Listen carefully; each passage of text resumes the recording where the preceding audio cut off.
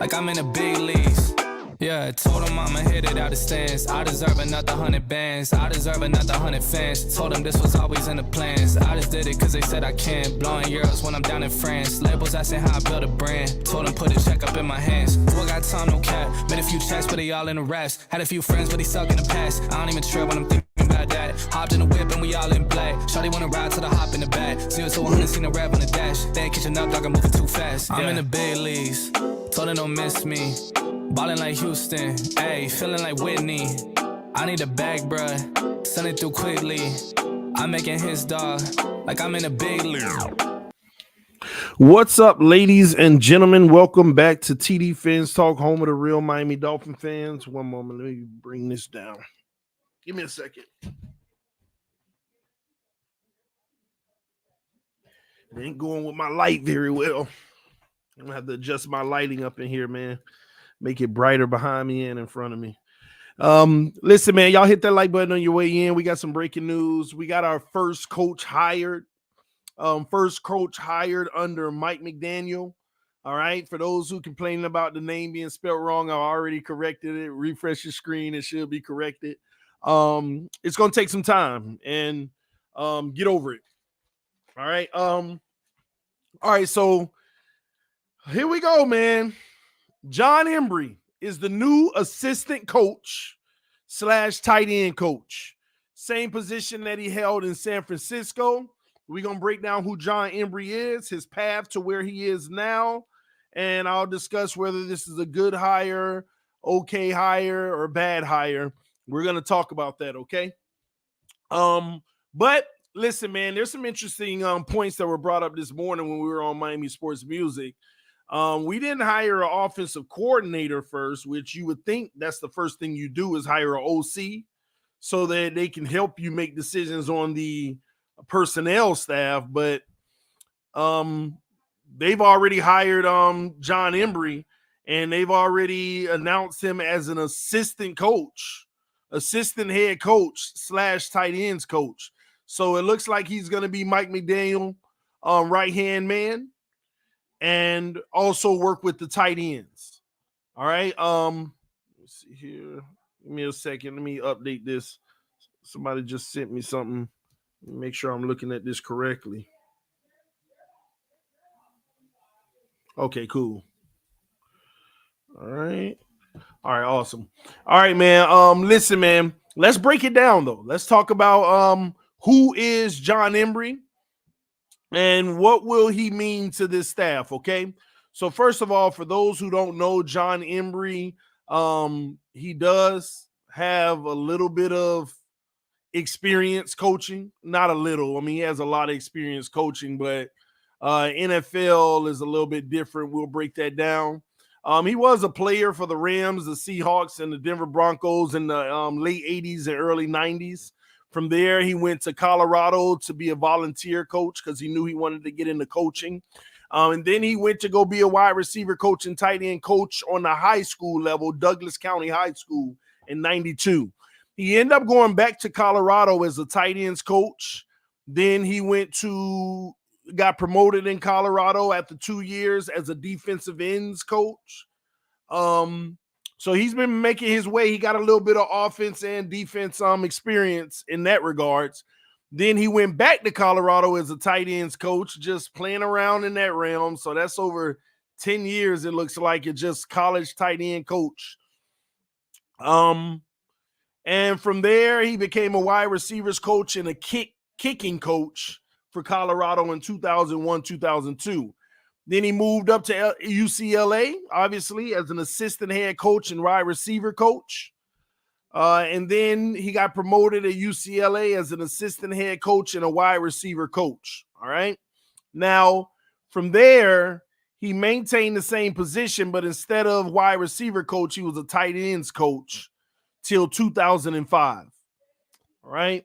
Now, in 2006, he got his shot in the NFL. He became the Kansas City Chiefs tight end coach for 3 years. And then something happened for 1 year because he didn't do anything in 2009. I don't know what was going on then with him.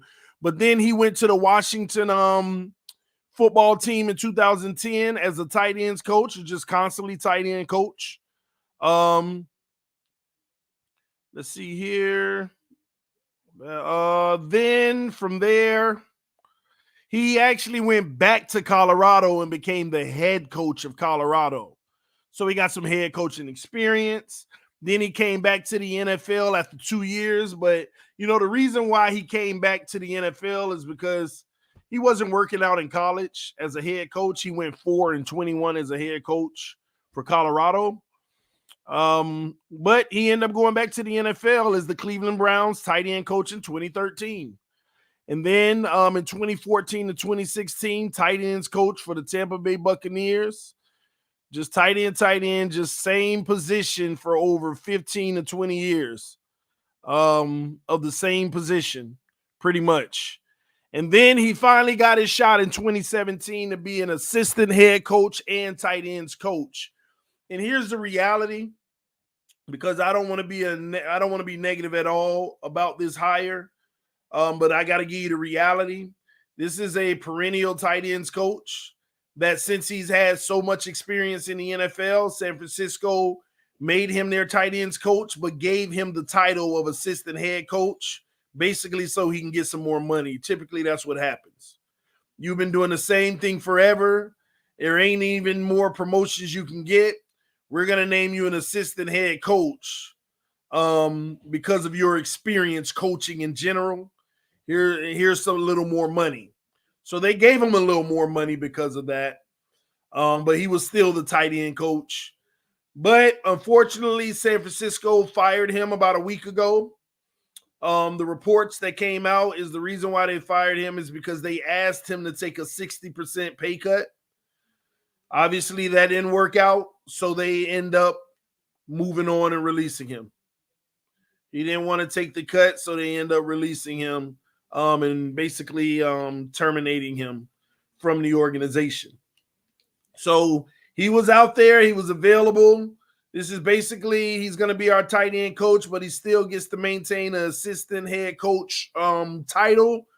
And because, again, when you got a guy who's been coaching pretty much one position for over 20 years, there ain't many more promotions that you can get if teams don't view you as a head coach potential or OC.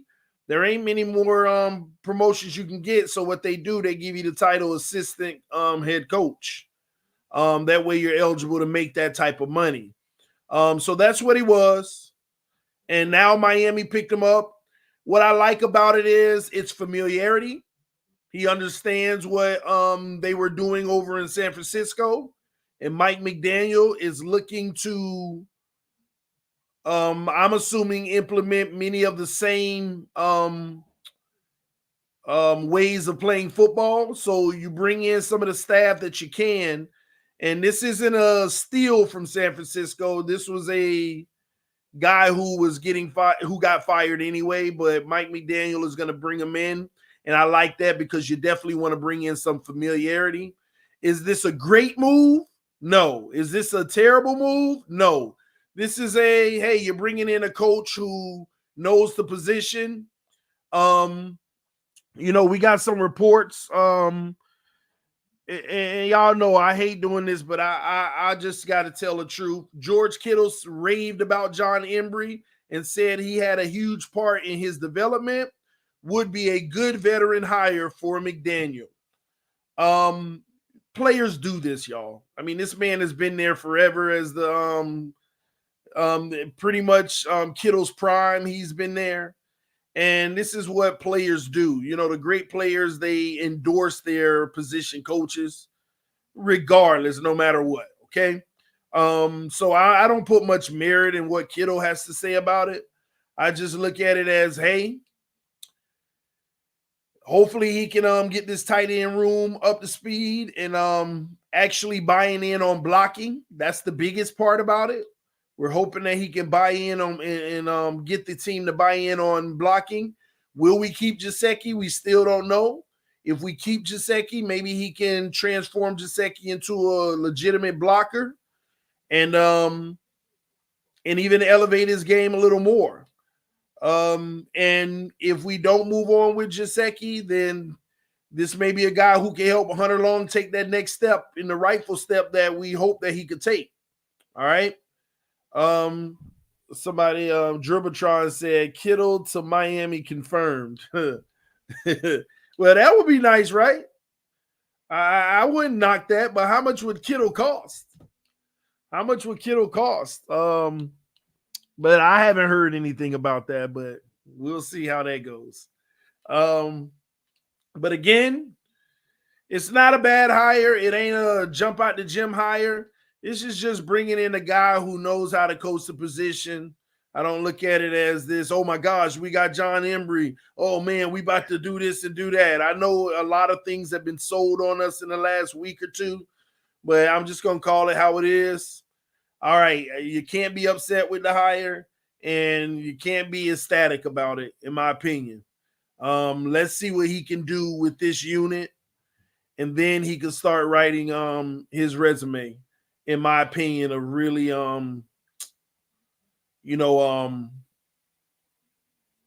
developing tight ends.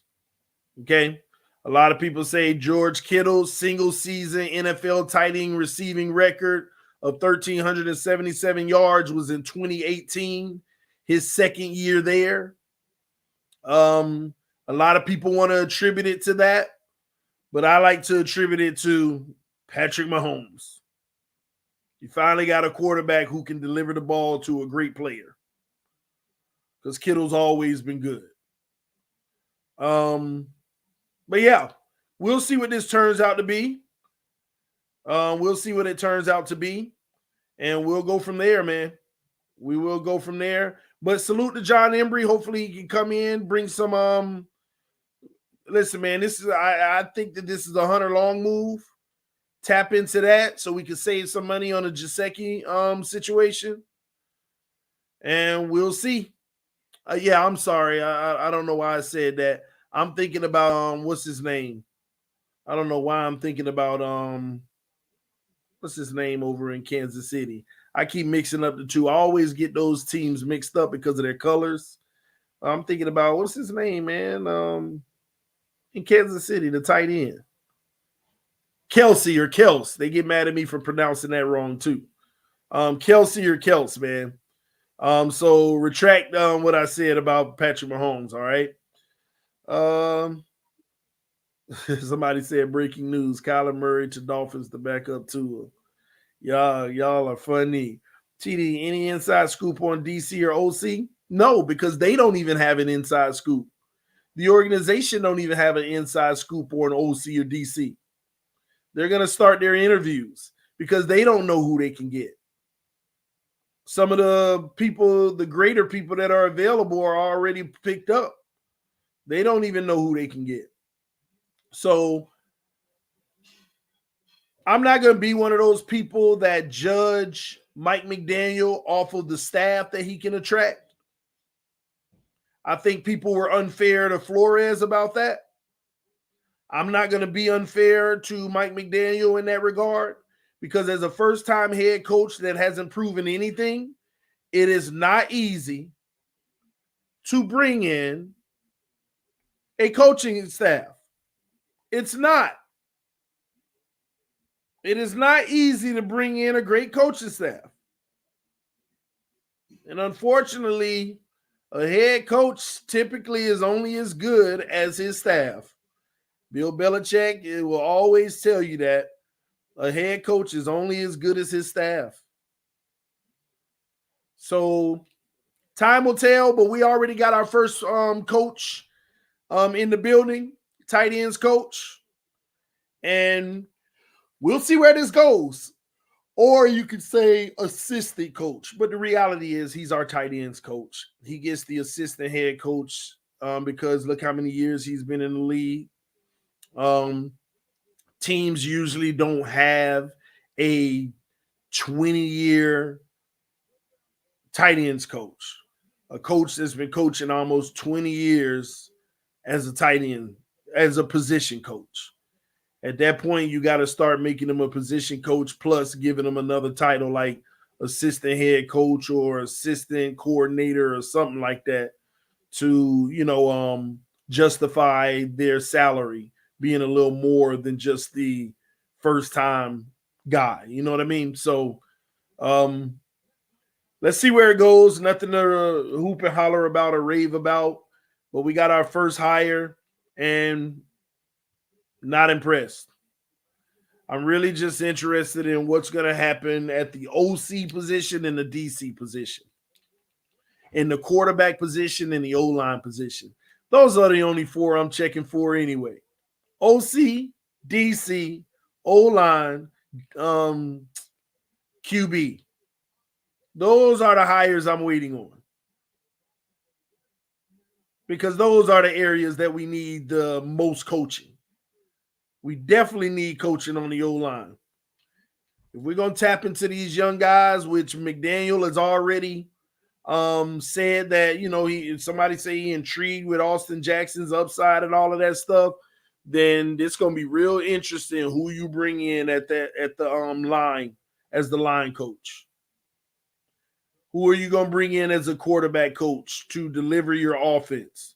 Because you haven't worked with quarterbacks yourself.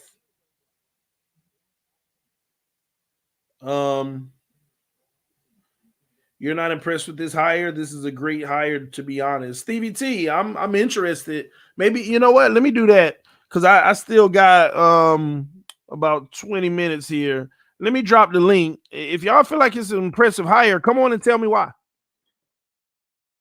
Come on in and tell me why. Give me all the attributes of why. This should be interesting. If you feel like it's an impressive hire, come in and tell me why. You ain't even got a cam up. You can just audio up. The link has been dropped. Come in and let me know why you feel this is an impressive hire. Because I don't know it all. Come in and tell me. And then I'll be like, oh, I didn't know that. Oh, man, that's good to know. Maurice Howell said, so negative. Well, come be positive, Maurice. Come be positive. Please come be positive. See, that's what some of y'all trying to do. You're just trying to paint me out to be negative, but I'm just telling you what we have. It's that simple. If we hired Adam Gase as our OC right now, how would you feel? And I know how you would feel. But does that mean you're being negative? No. I didn't even say anything was wrong with the hire. I didn't even say it was a bad thing. But I am trying to be educated. I don't want to live in my ignorance. Some of y'all know a little more than me, so tell me why it's a great hire. Don't put great hire. Tell us why, at least in the comment section, why it's a great hire. And I'm humbled to read it and say, oh, I didn't know that. Oh, that makes sense. Oh, I like that. Because I don't know it all, y'all. I don't. So people want me to feel like it's a great hire. Help me do that. I'm humbly saying that right now. I'm not saying that cocky to be funny. I am in my most humble state right now. Help me understand why it's a great hire. I really truly mean that. And I don't care either way. I would love for it to be a great hire, but I want to understand that and feel that. Come help me. It's funny how nobody's in here helping me understand that right now. And nobody is even in the comment section giving the reasons why. You ain't even got to come on camera. Just put it in the comment section. You ain't even got to come up here if you don't want to come on. At least comment in the comment section why it's a great hire. I think he could get the most out of Smythe and the 3rd round pick Long. Don't think Gesicki will be here, though he wants too much. Okay, I agree with that. And I'm glad you said I think. And come on. TD gonna read y'all. I'm trying to read the comments on why it's a great hire. I still ain't got one. Good hire. Tight end is a weak spot for our team right now. He adds skill to that area and is a familiar face for McDaniels. Didn't I say that? What I love about it is he's bringing in familiarity.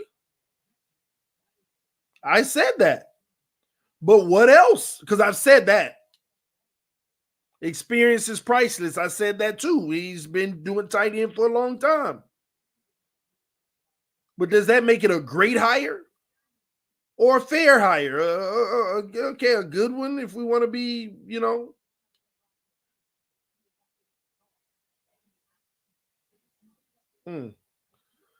I thought I knew what I was. I thought I knew what I was talking about there. I was making sure. I had to humble myself for a second and wait to see if somebody else could come through and tell me otherwise.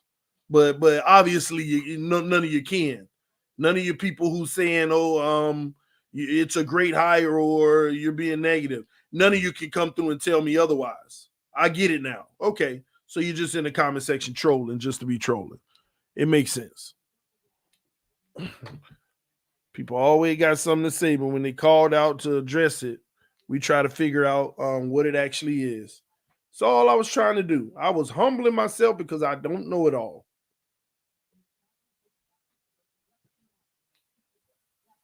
Let me see here. Let me do this too.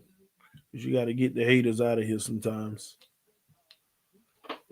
What's up, Ron, man? Do you have a good opinion for me to help me out? Understand why man, it's a great hire? TD, what's going on with you, man? I'm good, man. How you feeling? Hey, I'm feeling good now. We finally got some clarity on who's our coach. You know, I with the coach situation, I love the hire. You know, like I told you, man, I'm a Michigan guy. Would have loved to have Harbaugh. I think all that stuff swirling around us is a real reason why we didn't get him. But that's a story for a whole another day. But so far as this tight ends coach, I'm gonna tell you why I think it's a great hire. It's because when you have a guy that's been doing that for that long, it's just like anything. When you get your hands, let's say for instance with what you do right now, right? Yeah. And you're good at it. Yeah. What happens if you start trying to put your hands in a bunch of different other things that you want to branch off into doing? What you initially started doing tends to suffer. You know what I mean? And it's the same thing like when you look at guys that were rappers or singers, and then they try to branch over and become an actor. You know what I mean? Sometimes it doesn't work, and what they do best, that it suffers. And so when I look at what this guy does, I think about it. Okay, 20 years, you said, of him being a tight ends coach. Yeah. What I think about is his ability to be able to disseminate information to different types of people, being able to know how to attack different defenses, being able to have the trust of players because they're gonna look at you and say, hey, you ain't somebody that just came off the street and you in year 1 or year 3, year 2, year 3. You've been doing this for a long time. So I'm gonna listen more to a guy who's been doing this for a long time. And then the track record. You look at where he just came from, a team that just been in the Super Bowl, you know what I mean? And the guy he was coaching up, that was another thing. Kittles, they said, according to what's being reported, and I don't know if this is 100% true, but they said when he signed that extension with San Francisco, a part of that was about our coach, making sure that they kept McDaniel on staff or he wasn't going to sign the contract. So going back to the coach, I think that was a great deal. And anytime that you get somebody that you have been working with, and you know in life, everything is about relationships. You know what I mean? That's why I feel a whole lot better about this signing than I tell you this, them offensive coordinators that we had, you know what I mean, with Flo. And no knock on Flo, but them two guys, I think that was his biggest downfall, of course, has been echoed. The offense couldn't get that offense straight. If Flo could have got that offensive straight and just stuck with one offensive coordinator, man, we wouldn't be having no questions about can Tua be the guy, to your point. Start that guy up and let him play in a pro-style offense and let it run. But I'm going to tell you this. I've always said with Tua arm strength, this is the best situation for him is this type of offense because he can't really throw deep. We all know that. You know what I mean? Let him be in a quick, San Francisco offense with that stuff that they do down there in San Francisco, that Bill Walsh Cohen, that West Coast offense. I think it'll be good for him. But that was my thought on the tight end stuff, man. You're not wrong with what you said. I mean, it ain't the big names, but if you're gonna go get somebody, you need to have familiarity. And I'd rather a guy that's been doing this thing for a long time because he's gonna know the ins and outs. He'll know how to teach. That's one thing. He'll know how to teach. We won't have that problem with Flores said he got rid of one guy because the guy couldn't disseminate. He couldn't teach the guys how to run the offense. I expect this guy to be able to teach these guys how to be tight ends. And that's my take on it, TDA, man. Keep doing your thing, man. Hey, I'm proud of you, boy. Dolphin Nation, stand up. Hey, the sun is shining. We're going to get better. You heard me? I appreciate that, man. Thanks for coming through, homie. That's what's up, man. So great information by him. I loved everything he said. Pretty much the experience is going to help. It's familiarity with what McDaniel wants to do. And we're banking that who is he going to turn into Kittle? Gesicki or Hunter Long? Or both? I'm not sure. I have no clue, but we shall see. It's just hard for me whenever I look at guys who already have talent for me to automatically give the coach the credit for it all the time. I never like to give a coach credit until I see him leave one great situation and go into a struggling one and make the improvement. I don't like whenever like a coach goes to San Francisco and got Kittle, then goes and looks good, then goes to a Darren Waller and looks good, then goes to a Kelson looks good, and all of a sudden he's a tight end guru. Not this guy per se, but I'm just giving an example on coach in general. This is how I feel about all hires. This is why I look at resumes. I look at, hey, what happened to the coaches that used to love taking on the bad situations and turning them great? What happened to those? What happened to the coaches that wanted that 32nd ranked offensive line and showed that he can move them to 17 at least? What happened to those coaches?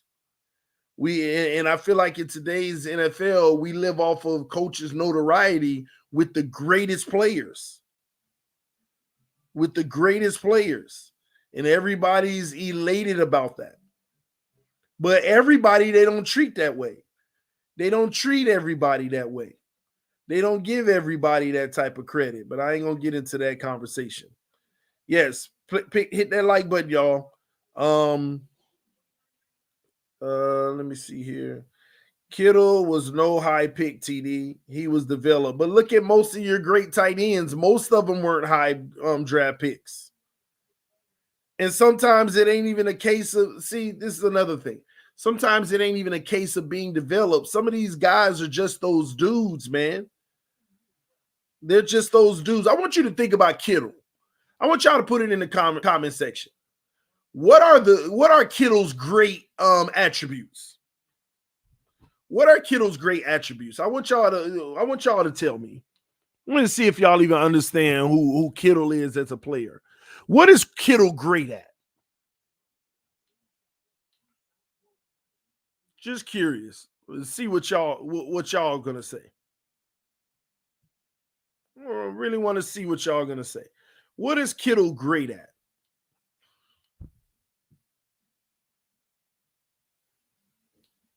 Please. Whatever he's great at that you wrote, was he not that great in college doing it? It doesn't always equate to where you were drafted. Do y'all remember Kittle in college? I do. I remember Kittle in college. Do y'all remember Kittle in college? He was that dude. I don't care where he was drafted. If you knew anything about Kittle in college, he was that dude.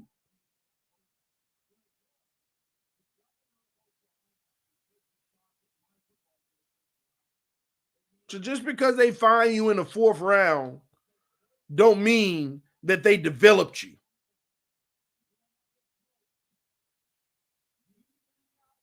Somebody said not that much. Sorry. Kittle was that dude in college, man. Definitely that guy, man. To say that he wasn't, you didn't watch Kittle in college. To even say that, no. No.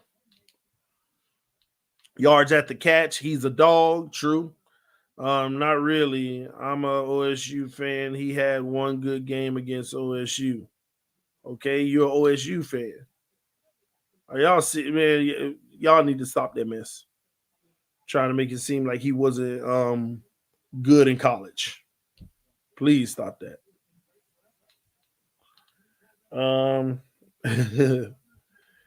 Let me pull this up real quick.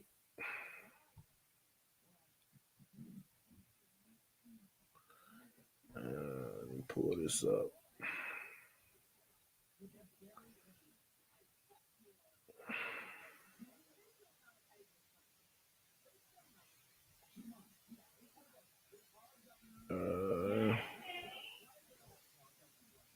My bad. I'm trying to pull something up for y'all.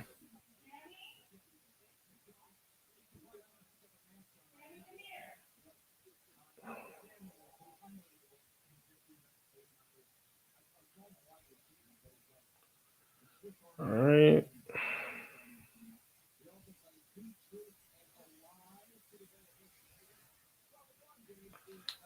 Somebody came in and came out. Dang, why does this thing keep closing out on me?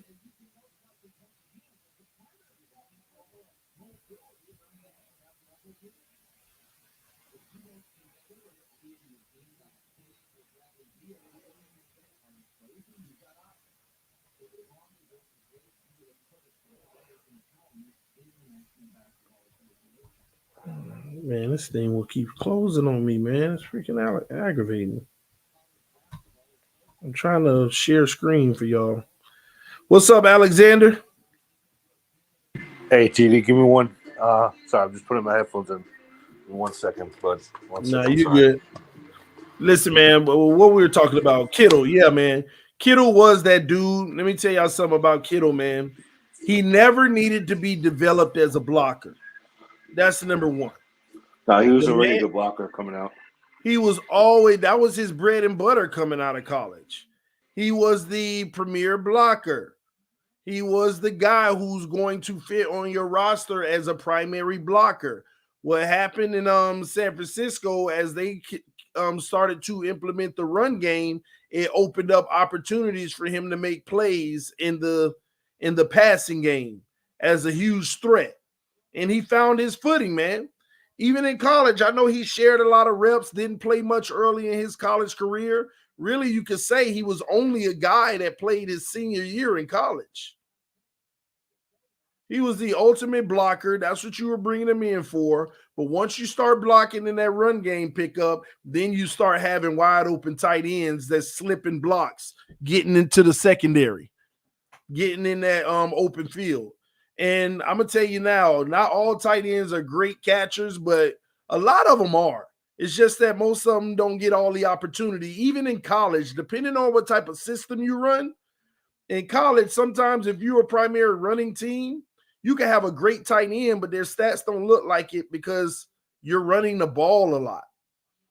But the one thing about Kittle in college, when the ball was thrown his way, he caught him. He caught him, and he caught touchdowns. Oh, let me see. Let me drop the link. Some of y'all asking to come in. Come on in. Gesicki too slow for a wide receiver. He got that from Iowa. Yep. Are we out here saying Kittle, like, how you feel about his route running? How do you feel about Kittle's route running? All of these things, like Gesicki is to me at least, a much more athletic version. But Kittle's just sound, man. He helps the game in all those facets. What's up, Crypto? What's up, TD? So what's the deal? I caught the tail end of that. Somebody trying to say Kittle's wasn't good at the collegiate level. What's going on? Yeah, some people said that. That's nonsense. The guy was good. He was good, and they didn't throw the ball much to him anyway. But when he did get the ball thrown his way, he caught those balls. Right. And he was primarily that blocking guy, man. And that's what we need here in Miami. Right. We need a blocking. My bad, TD. I had a phone call. My bad about that. Man. You're good. Talk to me, man. All right, so like I said, Kittle was a really good blocker coming out of college. I think this is a decent. I think this is a good hire. For us because it gives him that experience. I'm gonna hold my judgment to oh wow, this is an excellent hire until I actually see it, in person. But look what he did for Noah Fant though. Noah Fant became a pretty good tight end with him as the coach. That's pretty much what we can base it off of right now. Hey, TD. Yeah. Hey, TD, the big question is, did Gesicki block him on his Twitter account? Did he block the hire and the coach? Did he block him on his Twitter account? Don't start messing with it, man. Let me ask y'all a question. Hey, what player did you say he helped? Noah Fant. Alexander? Noah Fant. Noah Fant? Yeah, the tight end for Denver. Yeah, okay. Oh yeah, I think Noah Fant's not bad. He's not bad. He's a good tight end. I mean, he has a lot of talent. Wait, where was he? I'm trying to figure that out. Noah Fant, where was he? Wasn't in Denver with him. Yes, yeah, he was. I don't remember. Was he? Are we talking about Noah Fant's been in Jon the league for Embree? like 4 years. 4 years. How long has Embry been an assistant for Denver? He's not in Denver. I thought he. No, that whole staff is gone now. I don't know what you're talking about. He never coached in Denver. You know what? I'm sorry. What? That's you thinking about Vance Joseph? Dude. His staff? Am I guys? Jon Embree never went to Denver, bro. No, I don't. Let me look it up. Let me look it up. I'm thinking of something. I'm sorry. My bad, guys. To be honest with you, I don't know that. I'll look it up because now you got me confused. I'm like, hold on, man. I'm sorry, guys. I'm having a brain fart. No, he was never in Denver, bro. He been in San Francisco. My bad. I'm sorry. I had a brain years. fart. You're good, man. Forget it then. Forget what I said. You know what? Forget it. I guess this is an okay hire for right now. Oh, are you thinking about Mike McDaniel? No, forget it, TD. Okay, all right. My bad. No, because I mean he's been the tight ends coach for some good tight ends. He's been a tight ends coach for George Kittle, Jordan Cameron. There you go, Jordan Cameron. He was pretty good. Where was Jordan Cameron? That was in Cleveland, right? Yeah, Cleveland. That was what, in 2013? Yeah, that before before the injuries derailed his career. Let's see here.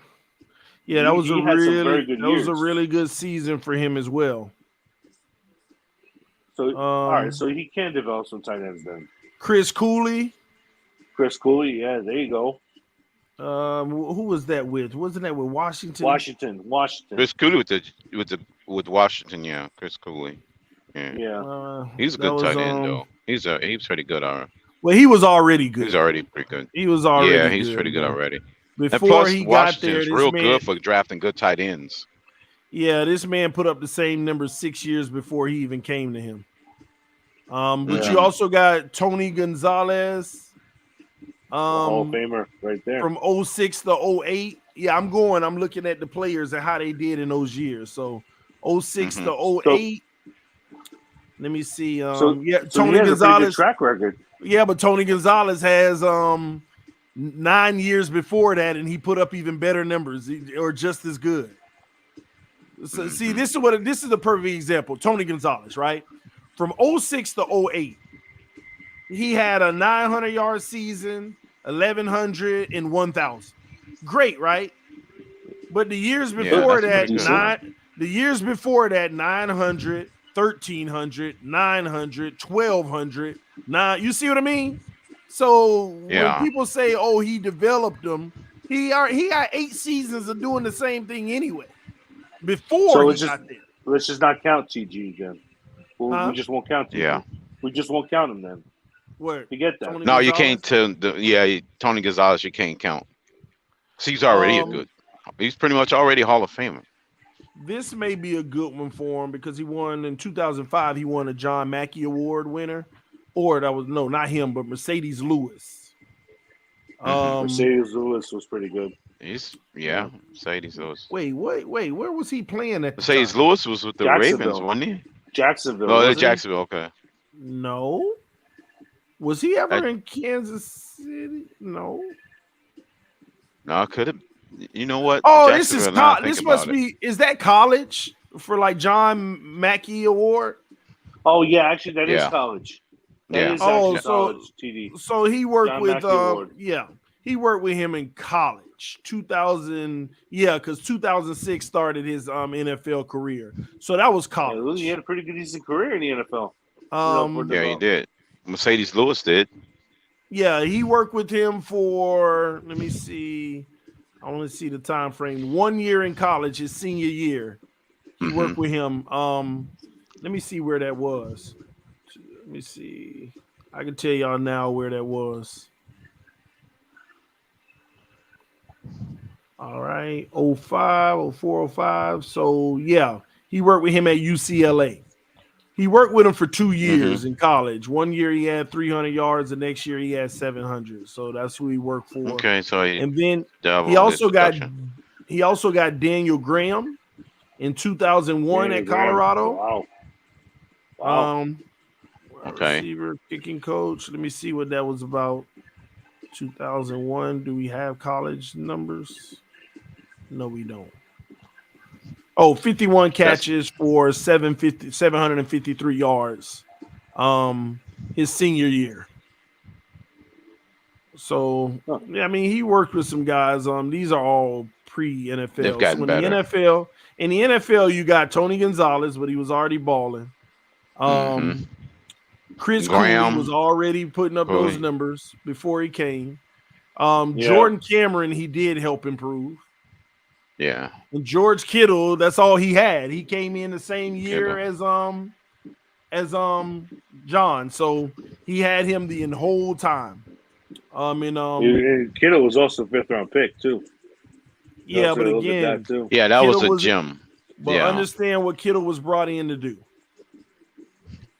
Kittle was brought in to block. Yeah. Look at it. Pass catching duties. His rookie year, Kittle had 515 yards. The next year, they actually incorporated him in the pass game, 1,377 yards. Since then, it's kind of been downhill. He went down from pretty much 1,400 yards to 1,000 yards in 2019. Then in 2020, this is a good season. He had 634 yards, but he only played 8 games. So that's a 1,200 yard injuries. This year he had 910, but he only played 14. So Kittle is a 1,000-yard perennial receiver. Tight end. 1,000-yard perennial. So if you want to give any credit, I say you give credit for Kittle and Jordan Cameron. Those are guys because Jordan Cameron had his best year. He had his best year, his Pro Bowl year, in 2013. 917 yards, 80 receptions. So yeah, man, right. I think Jon is a good hire for this position. Again, for me, it's not like the jump out of the gym situation. But you only have what you have. Right. Now, question. Let me ask you guys a question here. If you had a chance to, on the defensive side of the ball, right, Gerald Alexander or Josh Boyer to call plays, if you can't get Fangio down here, who would you want calling plays on defense? Yeah. I don't know about them two. Josh Boyer. Those two is pretty tough. But Alexander, it's pick your poison with them. Jags job. I don't care what nobody says, but I don't want who we have now. What we have now was indicative of the first 8 games. Yeah, I'd rather just start fresh. I'd rather make McDaniel to just bring in his guys. Wants. I don't want him to be forced to have no old coaches. And McDaniel. That's true. And the one thing I wanted to say, TD, real quick, was McDaniel do got experience working with quarterbacks. Maybe not pro quarterbacks all the way because of Shanahan, McVay, and some of the other dudes he was with.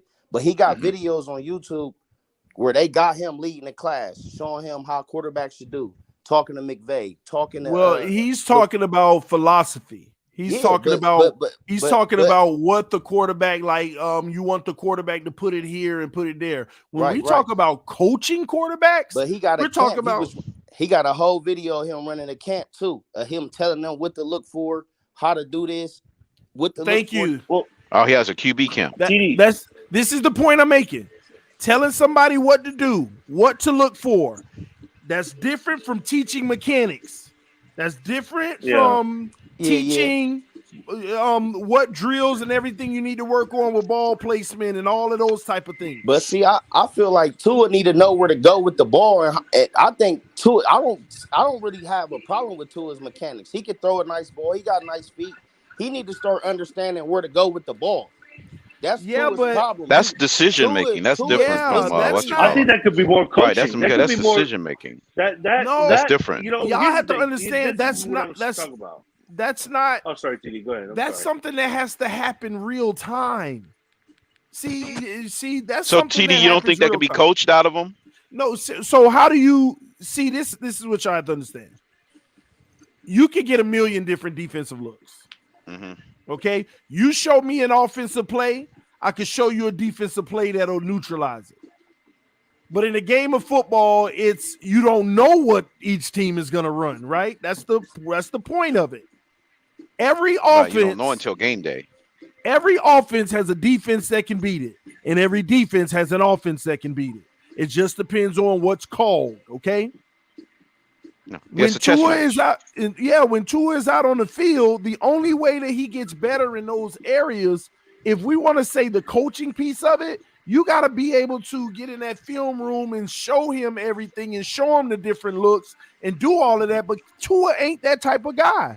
He's not a film guy. He's not a playbook guy. He's a kinesthetic guy. He only gets it once he does it. He only gets it once he sees it real time, what they just did to correct it.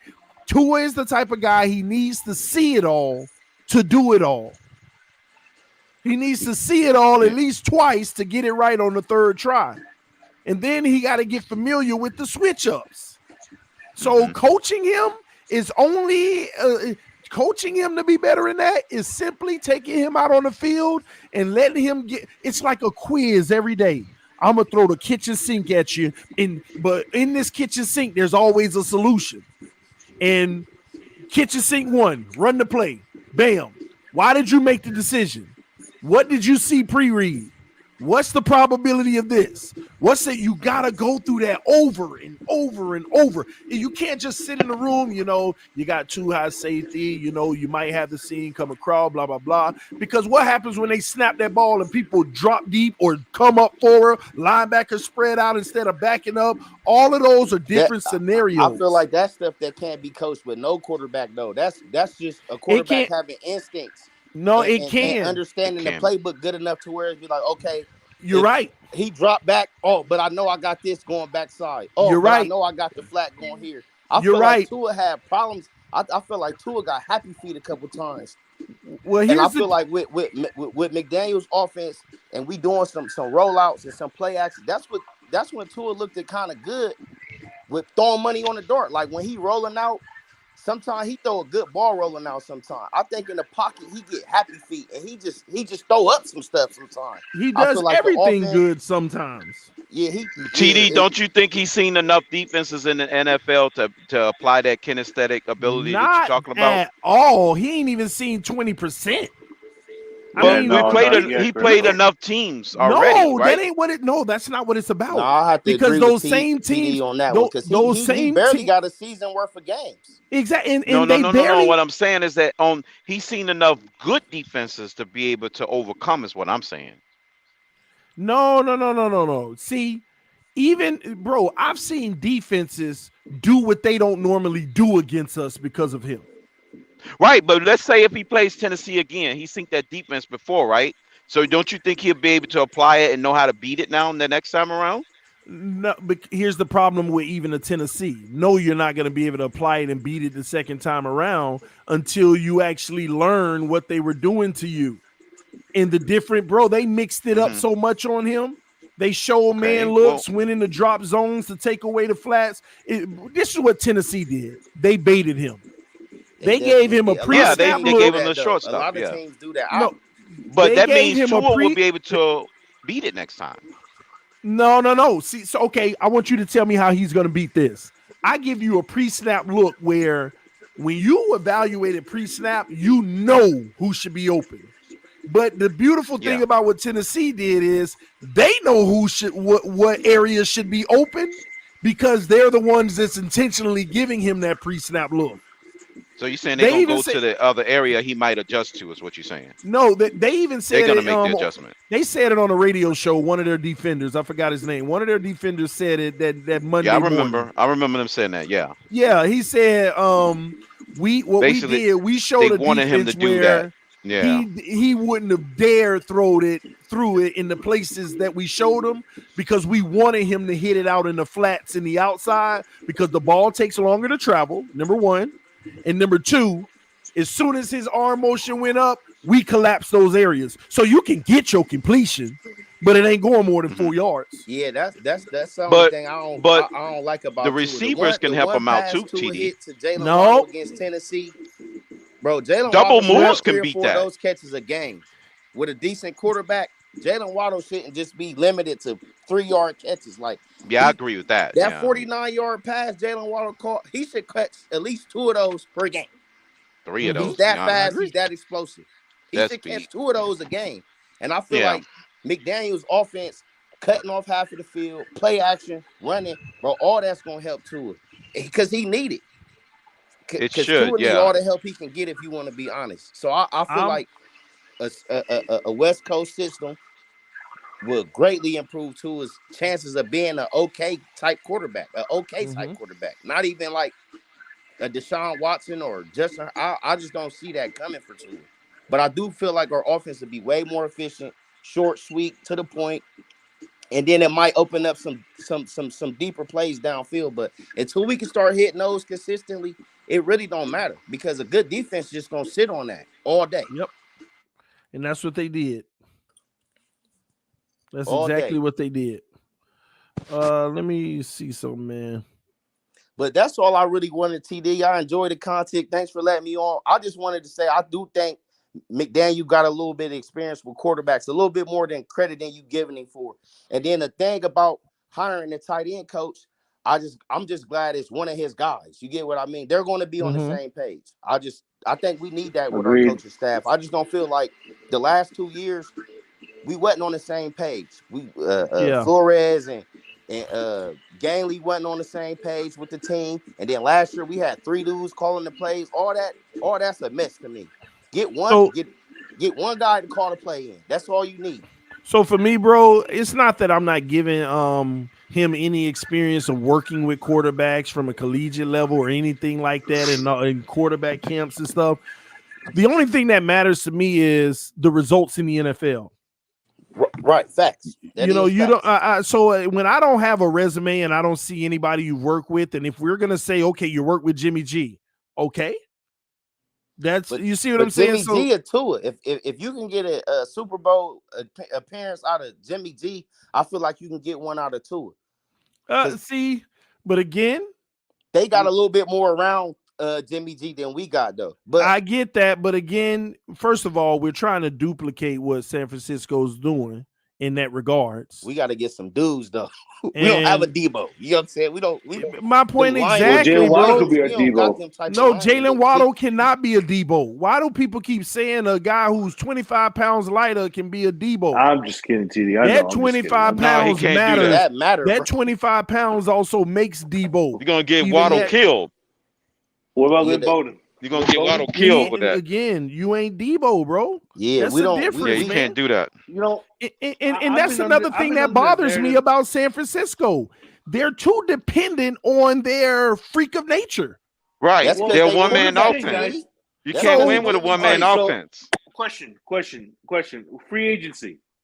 Who can you look at in free agency that could fit that scheme as a wide receiver? Cordell Patterson. Running back. I mean, Cordell Patterson. Patterson. Very good. Really, yes, it's going to have to be a physical nature type. Cordell Patterson have to be. In the West Coast system, receivers got to block. We're going to have receivers to block. Tell me one receiver we got right now you that blocks. We don't. I'll wait. That's what I'm saying. I feel like none. I'll wait. Not a single one. That's why I say we have to overhaul. It's look totally different for this to work because we don't have big, strong, physical. San Fran, that's a physical football team. The line is physical. The running backs is physical. The receivers is physical. The tight ends is physical. We not built up physically like that. When you watch playoff teams, you watch the Rams, you watch Buffalo, watch Kansas. They got dudes on their team, dudes that look for real, like Michael Parsons, like dudes like you got to get some dudes like that. You got to. We don't have dudes like that. We got one Pro Bowler, 2 Pro Bowlers, and they be special teams dude or X at corner. We ain't had no real meat and potato dude go to the Pro Bowl in a long time. Probably since Pouncey. And since I got a little bit of we need to start. I'm still mad that Wilkins got snubbed in the Pro Bowl. Filled up, or we can't. Wilkins should have been in the Pro Bowl. San Fran's meat and potato positions is what's good. They D line, they O line, they running back, they line. They corners not that good. They receivers really not even all that. We got to get more physical. We got to get more. Let's do this. Let's do this together, fellas. I feel like I got a good group of gentlemen on here right now, so let's do this together. I want to show y'all what defenses do to your short intermediate game when they start to figure it out, when you play some of the best teams, right? At least good defensive teams. So let's take the Saints, for instance, right? Let's look at some of the stuff. I don't remember this game. I don't even know if I did it live. I may have been so frustrated about it or whatever. But it was a Monday night game. I want to show you something. This is what teams did to Tua all year. You see the 2 high safety?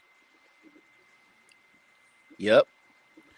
And you got to be able to run teams out of the 2 high safety look. Yeah, but here's the problem. It's never really too high like people think. They give it. Teams don't run too high against Tua. It looks like so you're saying they baiting them? You said they baiting them? So he can throw quick. Yes. What you talking about, TD? They baiting them into that? It's more than just baiting them. Watch this. First of all, look at the depth of the safeties. Most safeties are probably like, if you really a deep 15 threat, yards you're on back. that 40, 15 yards Yeah. back. But you Yeah. got the deep one 12 yards back, and you got the other one that's shallow 10 yards. But watch what that guy does. He's there to cut off that short little slant from Waddle. Look at him come up. You see that? As soon as the ball snapped, look at him. He came, that guy on the left on the bottom of the screen came up. And then, look at this. You got single high. Am I wrong? Right. Mhm. And then on top of it, guess what? It's more looking like a man scheme when you really look at it, but even though they're in a zone because they're matching at least. But you see the single high safety, what I'm talking about? We had the strong safety literally drop down to the running back. Yeah, they probably got him there just in case. They said he probably ain't gonna take no shots, but just in case you stay back, everybody else they up close and tight. But you still got one-on-one over the top though, TD. What's that? He could still, if that receiver on the top, I don't know who that is on the top, on the outside boundary, that's basically one-on-one. You don't think Aaron Rodgers would throw that pass if that was Devontae Adams? We don't have Aaron Rodgers. I'm just saying, come on now. But still, Tua has thrown that pass before. But he can't do it consistently, though. That's what I'm saying. Like when Aaron Rodgers, the first guy coordinators is saying, I don't care under no circumstance, don't bite, don't jump close, don't do. When you play, he's one double move from a touchdown. Say no, bro, because they'll take advantage of that. Aaron Rodgers, they're going to take advantage of that. Yeah, that guy on the outside, he's gone. He's going up the field. Rams, on the best corner in the league. That'd be a touchdown. And mind you, this is a successful play. I mean, we get the completion, but this it's a short completion. That could have been a 40-yard play. This is how they play them. They're going to give you that underneath. You may get a few first downs. Mm-hmm. Yeah, that's not them type of throws. Not going to win you big games. Let's see. Look at this. You see where your safety at? How many safeties you got? No, but no. Em said he doesn't make that throw. I'm saying he don't have to make that throw. He can make the other throw instead. No, that's what I agree. I'm saying, look, how many safeties you got on this next play? Mm-hmm. I see one. You see what I'm saying? But at the moment, people always, they gave us a lot of too high.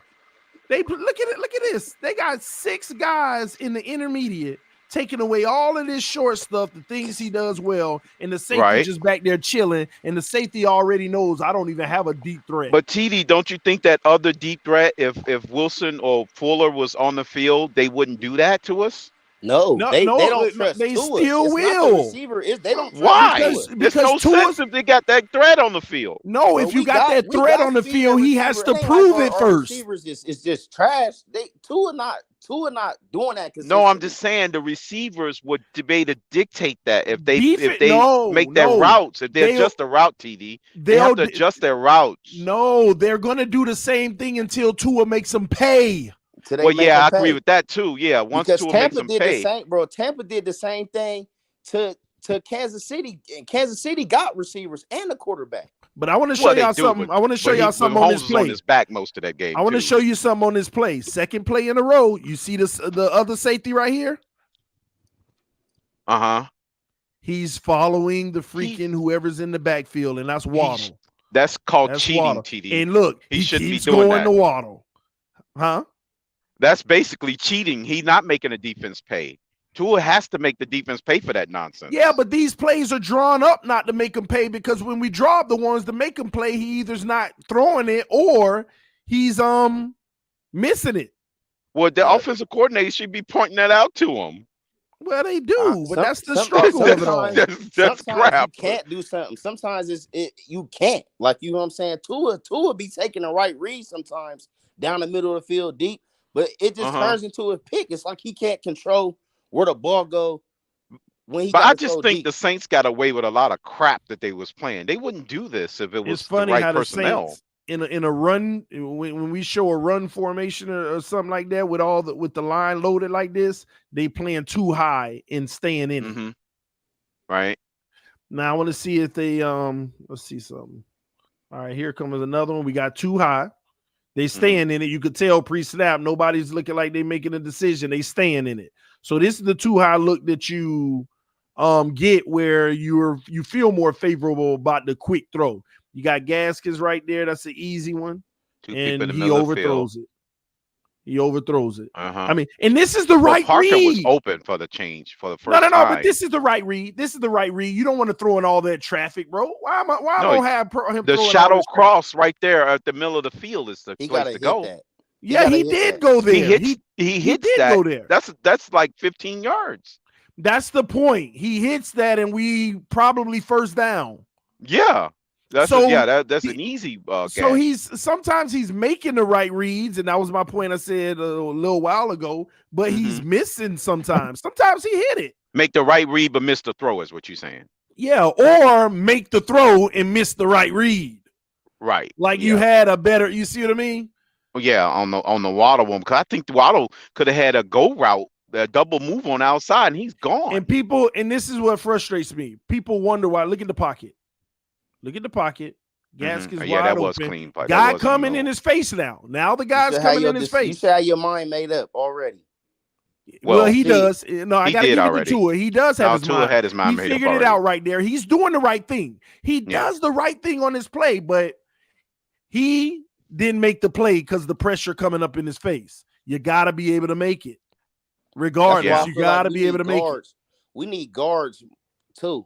Everybody be talking about tackles, but the one thing that can hurt a short quarterback is pressure directly in his face, coming straight up the middle. Play.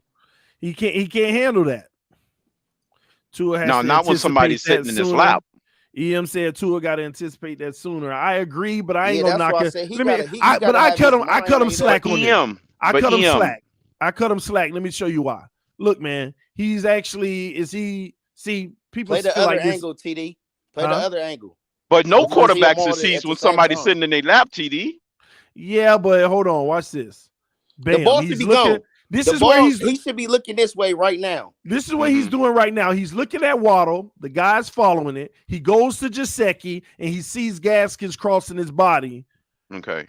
Well, he didn't have time to anticipate that because his first read was Waddle. He actually switched from his first to his second read, which was Gesicki. So I like that. He actually reading progressions on this. That was a progression I felt like that was more right here. On that one.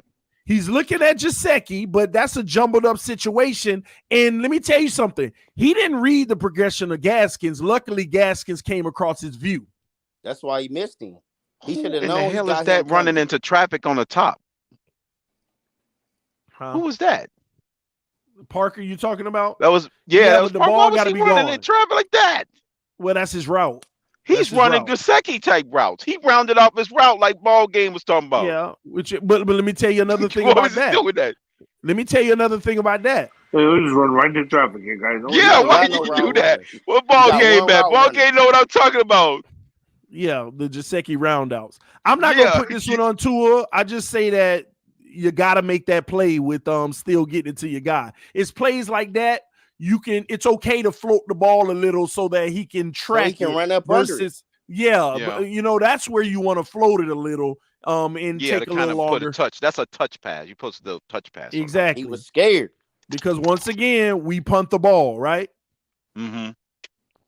So that's the first drive. We punt the ball, and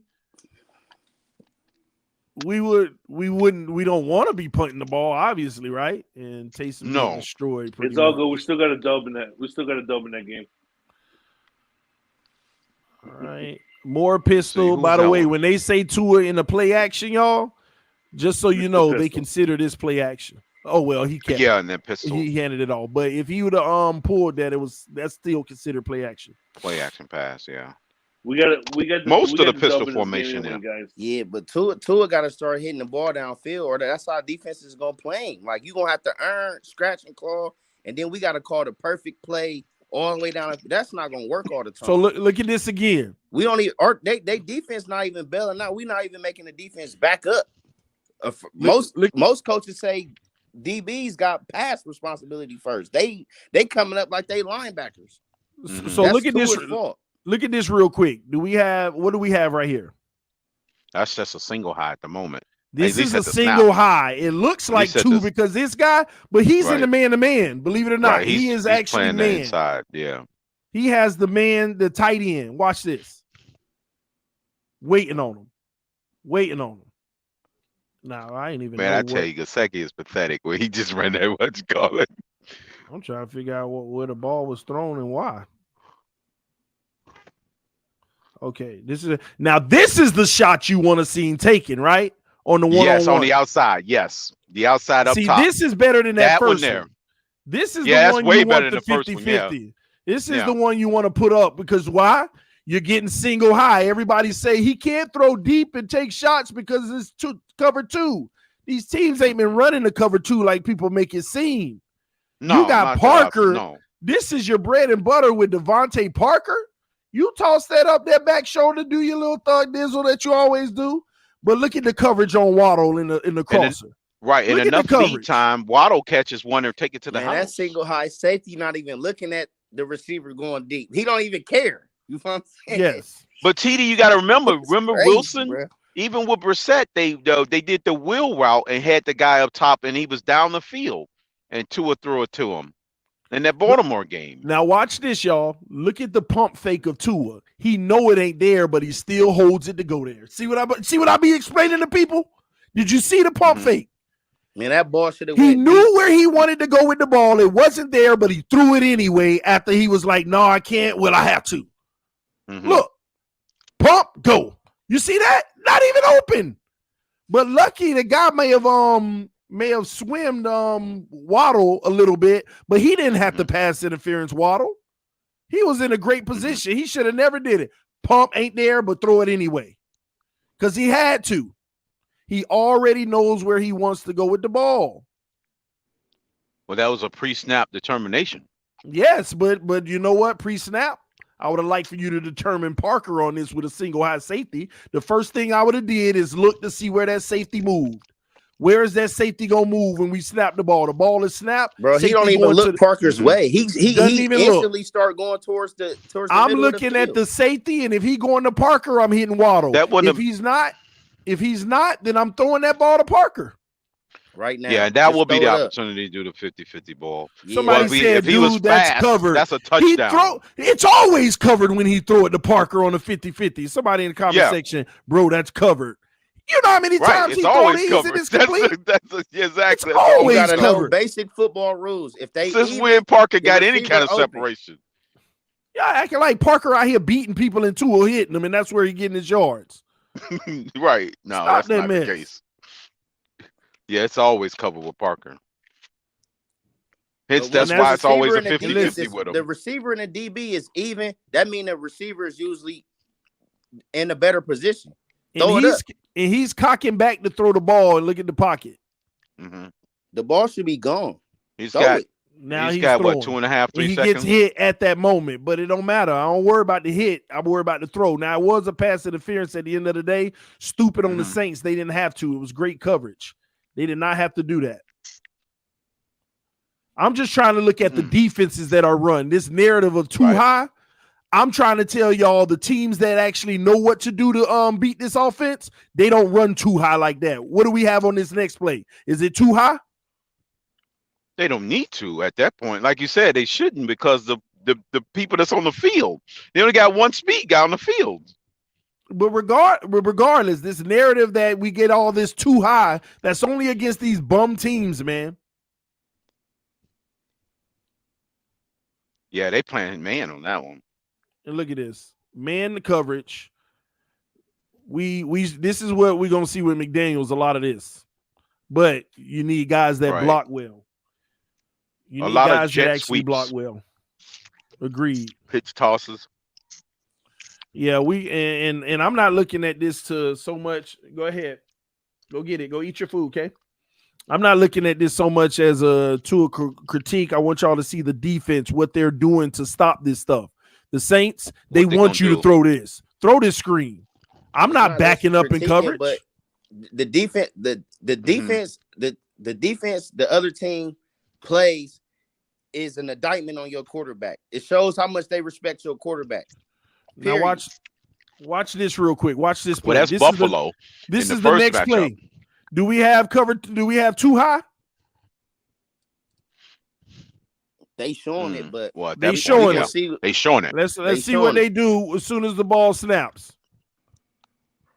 One of them headed in the box. See that? One high, yeah. One of them going straight down. They to the always, and what is he doing? He tracking down the person closest to the middle of the field that Tua may be throwing it to, trying to cut. See, he was looking at Waddle if he cut inside. That's what the safety was doing. He's like, if Waddle cuts inside, we're going to cut all that underneath stuff. But this is actually a good throw by Tua because they went away from it. They went away from it, and he squeezed it in there. This was one of the better ones.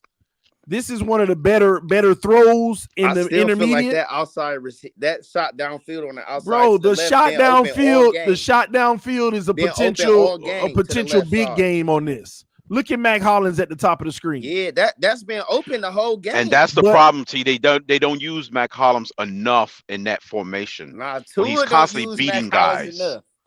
Look at this. No. I'm just saying that you got to know your mismatches though, from a design standpoint, from an offensive coordinator standpoint. If you know that Matt Collins is constantly beating guys down the field, he should be running design plays for that. Even if they don't throw it to him, they should just be running. You have to understand, he already knows where he's going with this ball, so he's waiting on Waddle to hit that break. And look at Mac Hollins. Yeah, that's open. Mm-hmm. At the top it's still open 1-on-1. But we'll take that. But regardless, we'll take the. Waddle's take the first down. We'll take the first down. Somebody said Hollins beat his guy 1 foot. Remember, Hollins beat his guy to 1 foot that Tua threw it. And he actually connected on that. Was that in this game? He had to wait for a ball. No, that was the Jets game. No, that was the Jets game.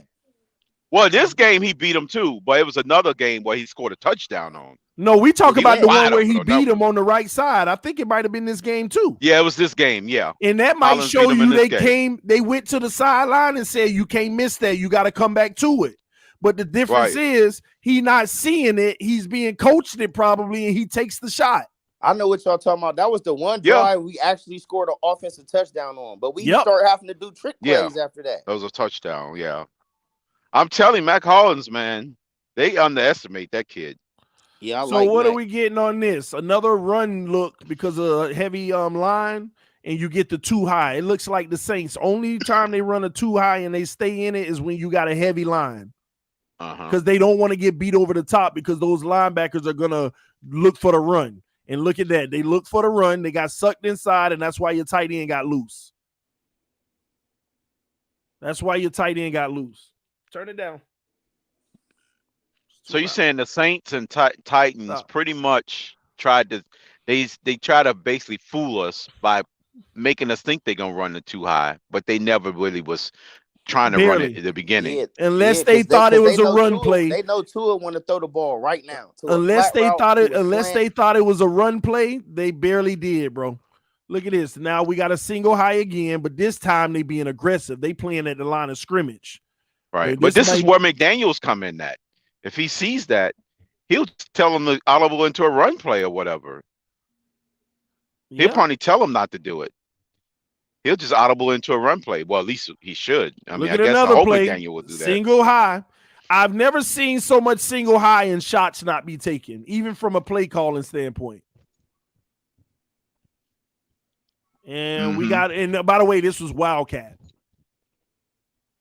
Yeah, they did run a couple of those that game. But I feel like they even the Saints actually from did a play that calling standpoint, they ran it, bro. Bro, our receiver, the X, bro, been running nines up the field on the left side of the screen the whole game so far. On all these plays you showed, like it's been a shot been able to be took downfield. I'm starting to believe we're not even gonna keep our running backs, man. Possibly. Now look at this next play. Is it too high? Watch as soon as the ball hike. At the snap. Watch from the ball hike. Look at the safety. Boom. Came down. Yeah. We're not even replacing him. He's the way he strong biting safety down like that all game. We should have sent something right behind that safety. A straight. And this route is the play right here that kind of is two ways to look at this. We got the first, right? And I'm happy with us getting this first. I just feel like these are those big plays that's a touchdown. Mike Gesicki up the seam right there. You see that empty space in the middle. Because the safety biting down the whole game. The safety going to the outside. You see this? Mike Gesicki in the seam, nobody. But we take the first. I'm good with that. I don't have a problem with it. And this is where route running matters. because he can which create. is true. Yeah, this is one that matter. Anyway, they can man, get that, man. I done showed enough, man. I'm about to get out of here. Well, y'all give me a second. Let me check something out. Yeah. While he's doing that, I was just gonna say, like, them past couple of plays where the receiver was streaking down the side one on one. The pocket was clean, and it's like if he needs a lane to throw or whatever for view, like he could easily squirt out of the pocket on both those, and the safety will bite down even harder. Yeah, buy you that. That's a 30. That was a 30-yard pass right there. That was off platform color. But with Tua platform. But with Tua's skill, I like the decision he made. That's what we got to come to grips with, and we could sit here and say this would have been one of those big boy plays if he would have hit Gesicki in that scene. But well, I mean, on the previous play, if you count the yardage, it was only like a 30-yard pass where he needed to put the ball. Yeah, to Hollins down the sideline, and that was an easy touchdown. That's true. Yeah, we call him in the end zone. Yeah, Gesicki did he get stopped for the first down? Defense doing that, bro. They gonna go deep right now. Look at this, another single high. I know Mike McDaniels ain't gonna like that. Gesicki's gone, man. Another single high. Another single high. Look at this. And we not even attacking. The ball. We only got one receiver going deep. One. Well, yeah. Not even I don't know There's what one guy in the middle. I have that no was a idea terrible what design. This is about. That design, that was doomed to fail from the start. You got one guy running into three men and one guy just running. But even so, look at the throw. Look at his mechanics. He's spinning on one foot. That's the left. He already made his decision. No. Just he's so already you throwing know, the ball. That's that left going to right. Anytime Tua's throwing out in the right side under 10 yards, he always spins his body like that. Look at it. Let's watch the mechanics. I mean, he's watch what happens. He's hardly even on the ground still. Oh my gosh! See how he just swings his left leg over? You know what, TD? There's no control there. In the half rollout like that, that's probably by design, though, TD. That's upper body. That's an upper body throw. That's not Tua's fault. Then that's you swinging your hip to get some under it. No. He's supposed to do that, TD. That's design. To make it look like he was going to the other side. You talking about the reason why he did his body that way? That's probably why he did that. Bro, there ain't no faking the other side. Look. But isn't it? I thought it was a receiver breaking on the outside. How we got a safety biting down that hard? No. Play, and we not just one guy. But I'm just saying, if it's a receiver up top, then he's supposed to do that. That's what I'm saying. Maybe that's his coaches, man, telling him to do that, though. All right, here's another one, man. Let's see what we got. Okay, he got one on the other side. So we have let me see. What is this look? We got the corner. Now the other player was Tua's fault because he wasn't. So we got another single high. He was supposed to do that. We have another single high look. And is this zone or man? See the guy in the flat up there on the 20? So this is zone. Gesicki underneath. He's going to hit him, which is really good. There's one guy in the middle of the field, yeah. Gesicki makes a guy miss. Yeah, but this is the right read. This is the right throw. But you see what they did. They sent more than one receiver, more than 10 yards downfield against it. That's what you got to do. Well, that's the only way Tua can do, yeah. That was his only he definitely had time. That's the clear out. No, he didn't. The pocket was collapsing. No, on that one. That was not a clean pocket on that one. With the time? Good execution. I'm not mad at this play. No, I'm not neither. That was good. That was a good because the play. pocket was kind of collapsing on. Yeah, I mean he made the right read play there. Design, though. You got to start sending some receivers downfield when they single high like that. That's the only way to threaten that. This is the right move. Well, if you got more space, you can do that. Yeah. I'm just now we're getting a too high look. Now we're getting a dedicated. They trying to stop a touchdown. That's why they covered. They placed it playing at the goal line. This is basically the goal line defense. I could tell you now, man. That seam route, that should be a touchdown right here. Boy, don't get me started. There's two things here. I don't know what you're mistaking him for Kelsey. That's not Kelsey out there. Stop it. But Bro, no. look, in the middle, Let me tell you something. I do not know this play, but let me tell you, if Gesicki's running the seam to the end zone and Parker's running the post, one of those guys will be open. I don't know what's going to happen, but Lord Jesus, don't let those two routes be run. Parker's running the post, Gesicki in the seam. Jesus. Mm-hmm. Like, this is where. And let me tell you something. Wow. You know how everybody talk about anticipation, and EM brought it up not just a second ago. Right. This was supposed to be the anticipation throw. Right here. Right there. Right in the seam. Right the there. seam throw. Yeah, that was a touchdown. Anticipation there in a the zone. seam throw should have been a touchdown. Yeah. That was Smythe. And I'm gonna be honest, he would have taken the hit, but that would have been the big boy play that gets Miami going crazy about you as the quarterback. Yeah. But he has made that in the past to Gesicki before. You can't. That's the whole point about Tua, consistently inconsistent.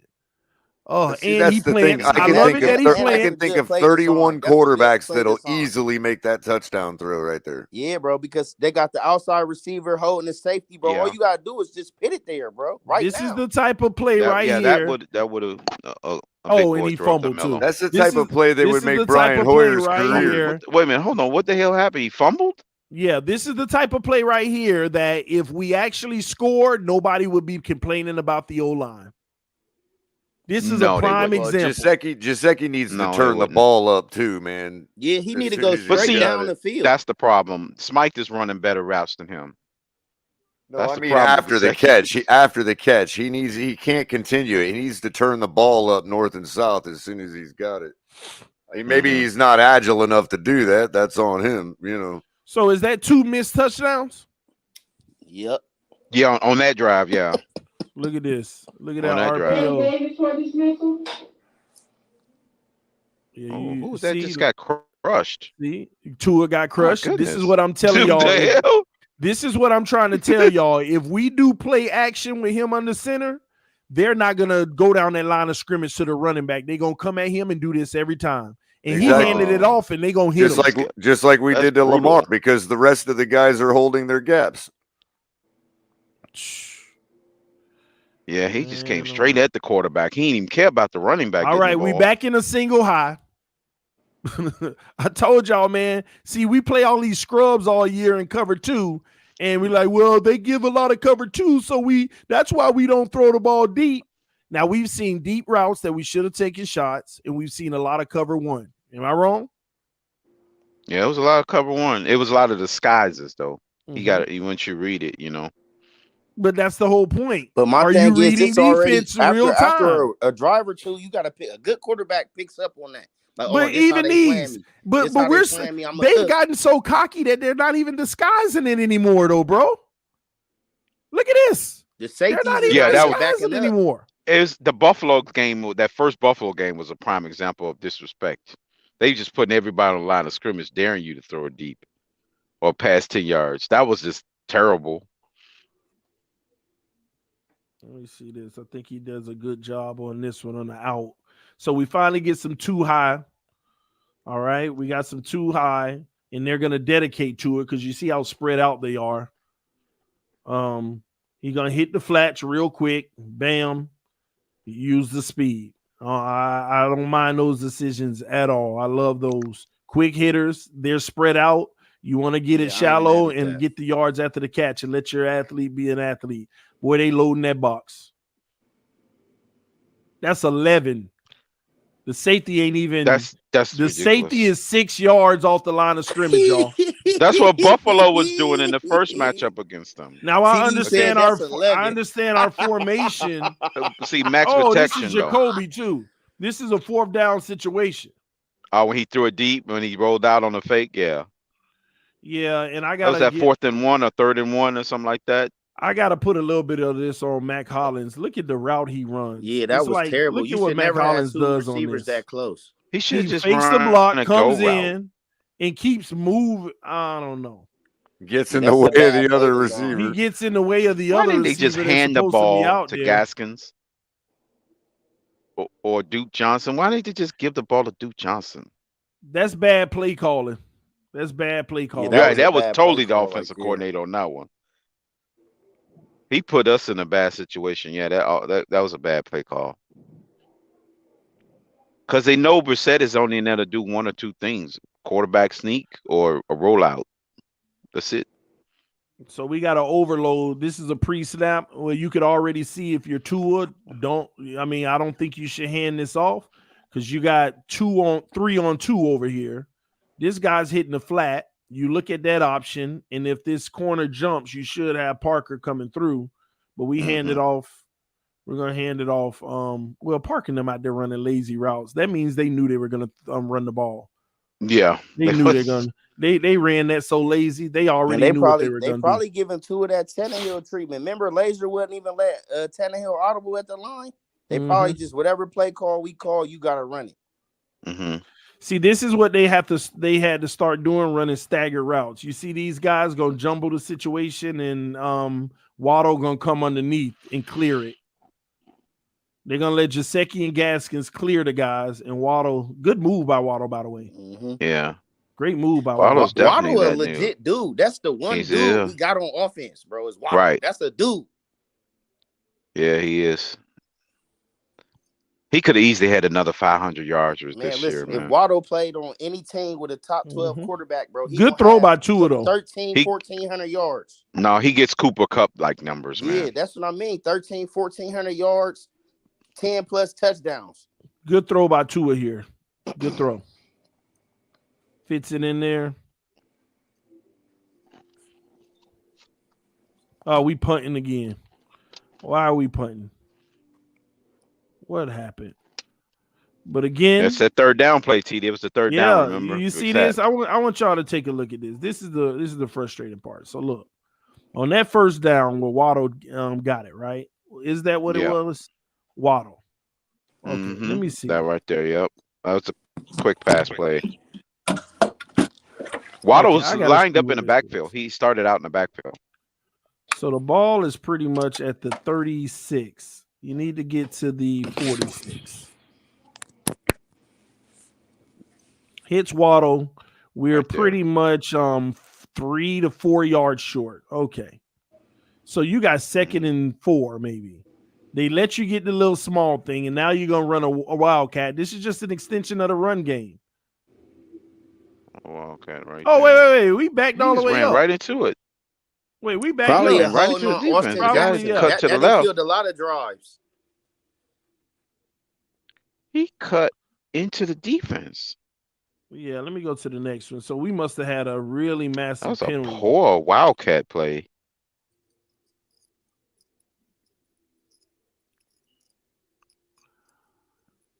All right, here we go. Let's see what we got this time. So we got a 2-high look, but will they stay in it? Nope, the safety coming down tracking, but hey, you can say that. Still a run play. All right, Gaskins pick something up. So up until this point, we can't do nothing offensively, and some of us could argue all we want, but we probably left 2 touchdowns in this game already. Definitely did. Yeah, we would have had 30-something points going into halftime. 30-something? No, I ain't gonna say that now. No, there's a reason. What you call it? There's a reason the Saints had the 32nd ranked pass defense in the league while at home. I mean, we could have burned them 2 or 3 times. That's crazy though. To know that they did have one of the worst secondaries in the league at the time. Well, at home, TD was the stat, and they were 32nd by far. Like the next, they were at 317 yards given up per game at home. And the next and 31st place was at 280. They defense played a lot of snaps though with their quarterback. We should have had a lot of more points because this is a fast field and there was no weather element. But everybody was like, "Oh, look, they just held Tom Brady down." But that was in Tampa.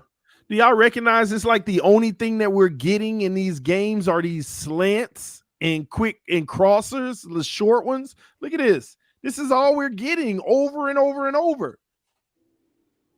And they keep it underneath, and then they come down to make the tackle. Yeah. Because they know he's not going to challenge that man-to-man route on the top. You know what I mean? They know he's not going to do it. Yeah, if he just challenge it 3-4 times a game, then they will back out of it. They know it just like we know he's not going to take the shot. I like this play design, and I love the ball placement by Tua. That was almost like the wheel route. Still, to me, that middle read is open. That's if you go back, that's a bigger gain if you throw it to the seam route. Right there, that whoever I know that's the Devontae Parker. I saw it, but I just got to start hitting those. I just take what we got, you know. And I get what you're saying, but that's what pushes the ball down the field. That's what pushes the defense back. Now you see but you're asking Tua to throw it over the top of the linebacker in front of the safety. He's not as good at doing that. Yeah, I agree. Parker, he's just not a good drop back quarterback because he already cutting off half of the field. He looking to the right, or and you see Parker. You could see Parker kind of give that run after he saw the ball thrown to Waddle. Like, oh, that could have been me. He like look at him what he do. Like how he runs it. He notices you throw it, and he just keep going down the field. Yeah, bro. I'm telling you, Mike McDaniel's gonna have to require them to block down the field. Hey, so man, he can more yards. Our beggars can't be choosers. I'm happy for the first. And he had great ball placement on it. I don't want him to throw that to Parker. Our receivers it may have been too high. It might have been too high, or no. Throw that to Waddle like you did. Get the first down. We don't need to be expecting more. So now they've been playing a lot of the too high look. And Waddle out there eating, spreading it out. That's a nice throw, nice catch. I like Waddle, bro. I'm telling you, Waddle's he could fit in any offense, man. That's why it's gonna be interesting to see what's his new role. That's a good ball placement right there. See, this is what I need from Tua consistently. That ball placement allowed Waddle to go. He does have a nice north-south cut. Get another 10 yards. He gets that ball. Yeah, he got like another 8 yards on that because of the ball placement. Right, exactly. Tua can do that, then boom, Waddle's getting 1,500 yards in his sleep. See, this is the things that frustrate me, though. Look at this. I don't know what's going to happen. It might even be a successful play, but how many receivers you got to the right? We got trips. Three. And you got Parker on the outside one-on-one, right? Yep. He should just give him a double move, and that should be at least another 20 yards. Look at how we cut off the field, y'all. Look at how we cut off the field. Look at Tua. Just to the left. And just to the left. Now the pressure came interior. TD with Devontae Parker, he didn't even look to the left. He just looked all the way to the right the whole time. He got to start being able to see the whole field. And I remember people told me, yeah, but TD, he had to roll out because the pressure was coming. Let me show you something. Before he even knew the pressure was coming, right here, that's where he's going. He's looking left. That's what he's looking to do. Now he's not looking back to the right to see his isolation up there. Like we got a quarterback one-on-one up there. We got a situation where we're not hiking the ball, looking down the middle of the field based off what the safeties are going to be doing to see where your matchups are. Do you think Tua was losing confidence in the one-on-one matchup? You think that he was doing that too, though? I don't know if he is, but he was losing confidence in the matchup. That's an easy audible to a quick slant to the slot receiver right there. Exactly, on the inside. To respond to you, I don't know how he can lose confidence in a matchup. He ain't thrown yet. He ain't thrown it. True. So I don't know how you don't have you ain't did nothing not to have confidence. Who is that right there? Who is that in the slot right there?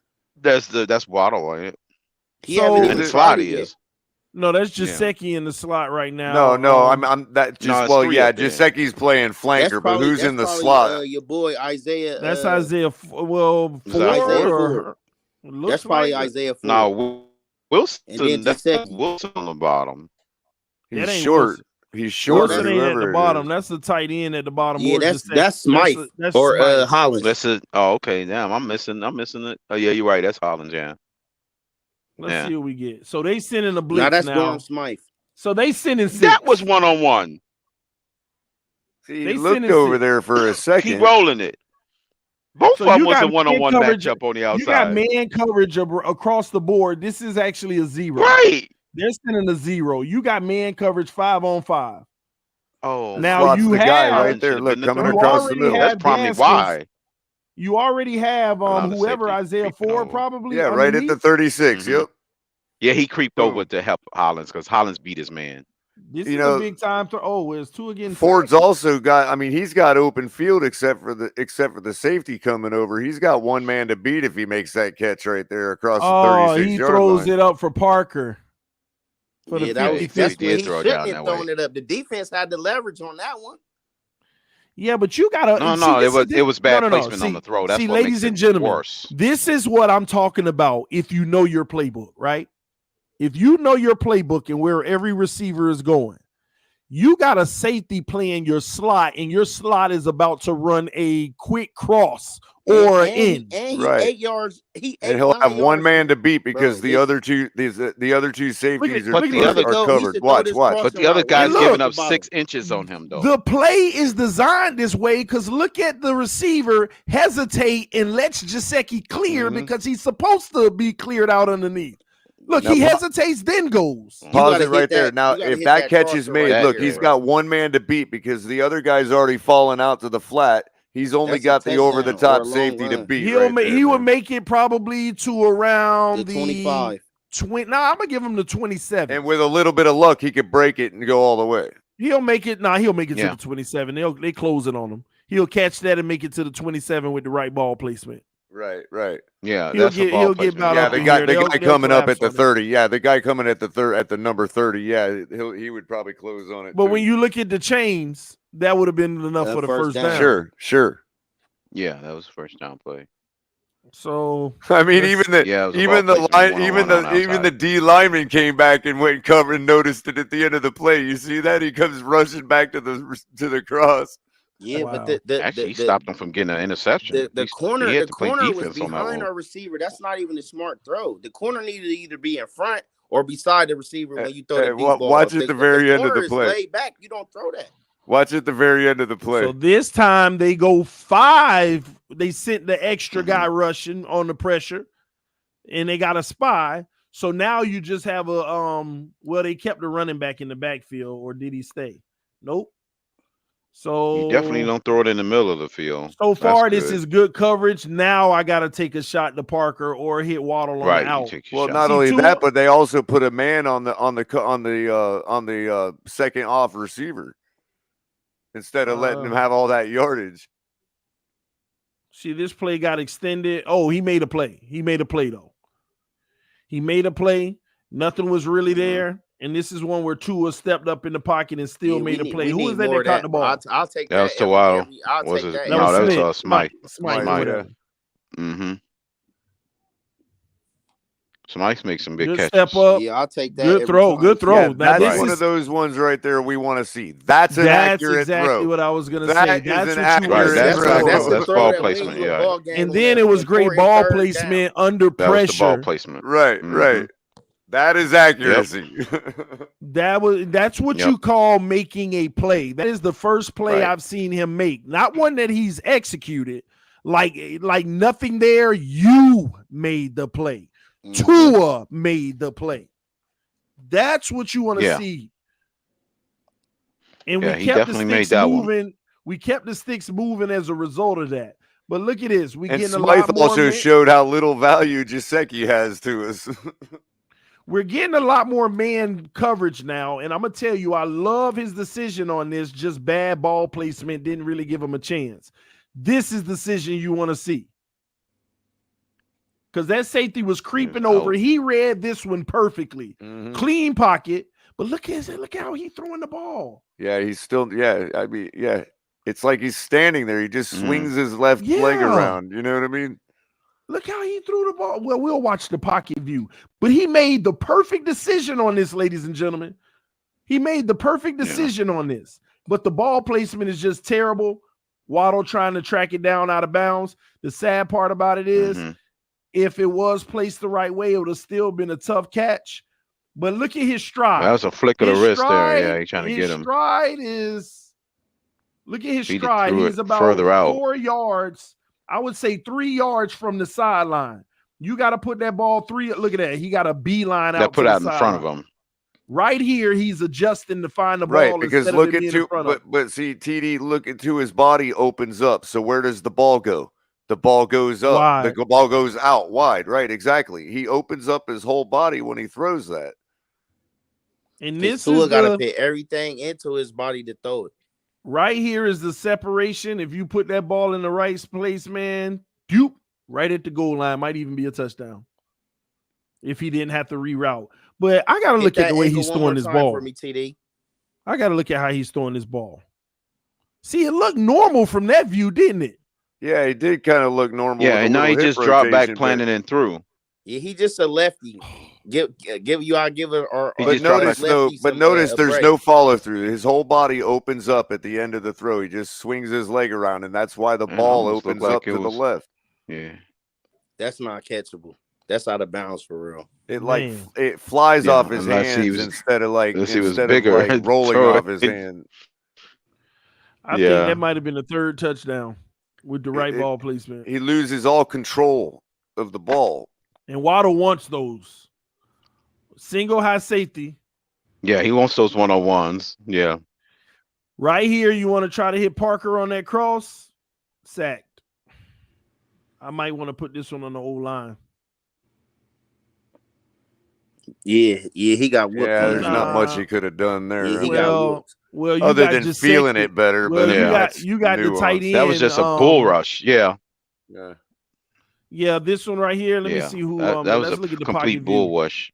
Let's see who was trash on this. He just bullied him. Eichenberg. That's easy. Was it Davis or who's the Eichenberg? rusher? Who's the rusher though? That's Cam Jordan, ain't it? Yeah, that's true too. I mean, we forget that part of it too. It's like Jesse Davis is the veteran that goes against all the best pass rushers. Remember the Titans? He said, "Bump him, pull him, something." You know what I'm saying? He just let him run by him.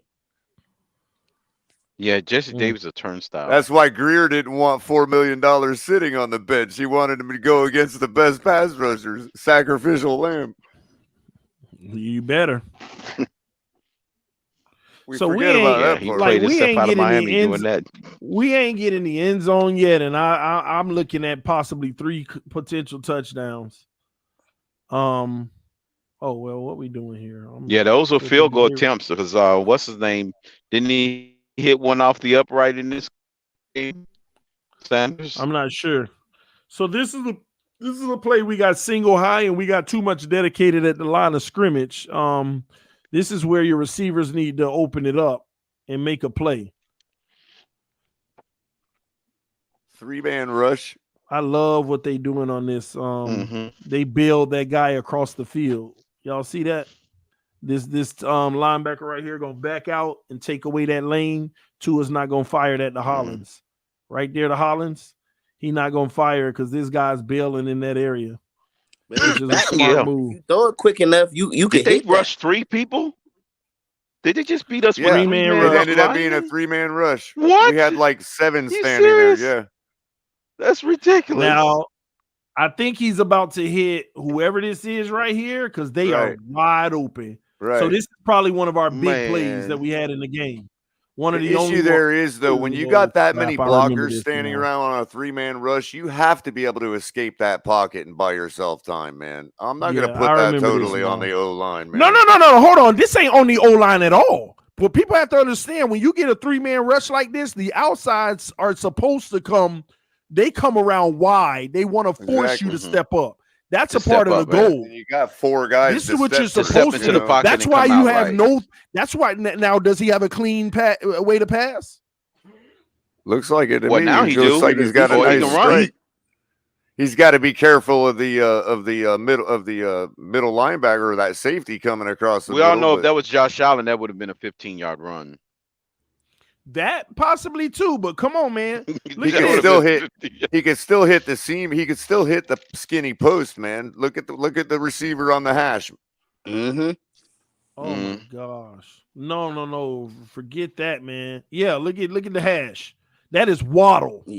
Wide. Do you know if Waddle would have caught the ball right there, what would have happened? Oh yeah, with a blocker. This guy's front. back his turn. Yep. Waddle would have been 1-on-1 with this man all the way up here, bro. And that other receiver to block. Did he throw a pick on this play? No, I don't think he got picked. But it was a terrible throw regardless. Oh, No, he didn't. Yeah, he did get picked. No. He got picked on that. In this game, did he? Yeah, because he was going for Hollins instead of Waddle. Because he was going for Hollins instead of Waddle. Instead of I forgot about that, man. I only remember I forgot that TD. was an interception on that play. TD because That's a case where he's I didn't trying even for know, the big man. play and it's not there. I thought in the That Saints would have been game the he option to threw. run the ball. I thought in the That's what Saints I'm trying game to he threw say. a pick. I thought in the Saints game he threw a pick like on the sideline. That would have been an it was down the opportunity to middle run the ball, man. because I was watching the line, Which he did in the Patriots you game. said you liked the decision. He just But ain't- TD, remember, he did that in the Patriots game. That's what he probably learned from this game. He did run. Why when the didn't I pocket remember collapsed. a pick in this game? Yeah, bro. I thought it was. Yeah, I did remember one, but I thought it was down here. TD, Like He I remember ran the instead pick of 'cause you throwing the said ball something when the about this, pocket collapsed. during the live stream But when we was Crypto, watching even this without game. running, he still had the short receiver wide open. Yeah, this that's was true. a pick. I'm just saying that he knew had that, more like, this options. play And looked familiar right here. he applied it in the This Patriots is when game. Tua has the same ball. look. Look, Tua has the ball in his hand right here. This throw is a over the linebackers because you still got the linebackers lined up here under the safeties with the guy whose back is turned. If you hit this pass and that is Waddle with his speed, Waddle probably will put a move on whoever that is one-on-one out here. And that's Hollins out there blocking for him after that. A big receiver, you know? And that's a turnover. He went for Hollins instead in triple coverage. Watch, Hollins is in triple coverage. Let me tell y'all what's even worse about it. It was third down. It was third down. What was the distance? You remember, TD? Well, it looks like 3rd and 9 because the refs over here on the well, hold on, let me back it up. No, it is. If you look at the bottom, it's like 3rd and 8, 3rd and 9. If it is third down, it's something that 8 or 9. So hold on, you mean to tell me the one time, the very few times they give you too high, you actually throw it to it? Right. Yeah, right. Man, he gotta hit Waddle right there, bro. That's a touchdown, bro. Or a long run, bro. And by the way, this is right. That's what I was saying. By the way, this coverage, if I'm not mistaken, they designed it at the line of scrimmage, but this is Tampa, where that guy covers the whole middle of the field to split those guys. This is the one situation all the way right because that's about Tampa's defense, TD. It's a throw you got to throw on the run. No, this is what that actual defensive play call is. Right. Tampa where that linebacker drops back in the middle the whole time. Anything across the middle, like deep middle, he has to cover. Right. The safeties never split to the middle. They stay sound on the outside unless the ball is being thrown. Of course, they're going to collapse. And that's why these safeties, look at these safeties. They never really, they just start bailing at the end to the middle. But they kept their integrity on the outside. Look at how they start. Look at this bottom safety. He's going to break out like he's coming towards the 40. See? You see how he widened it out? They're supposed to leave the middle open because in Tampa, the linebacker is going to drop back in the middle like he's doing. All right. But what you do is expose the intermediate middle when you do this. And we're not reading it. Now, if Waddle gets that right, all he does is Hollins literally takes out all 3 of those defenders in a block, in a melee. You know what I mean? And Waddle burns right around him. Even if he doesn't get the touchdown, he gonna make it to about the 50 or the 45. The 50. He'll get to the 50 or the move on that dude. He gonna make it up to the positive. Come on, man. He in trouble. We can't miss these opportunities. Goodell just announced they will play 1 game in Munich. Send Tua to Germany. Oh Lord, y'all be nice to Tua.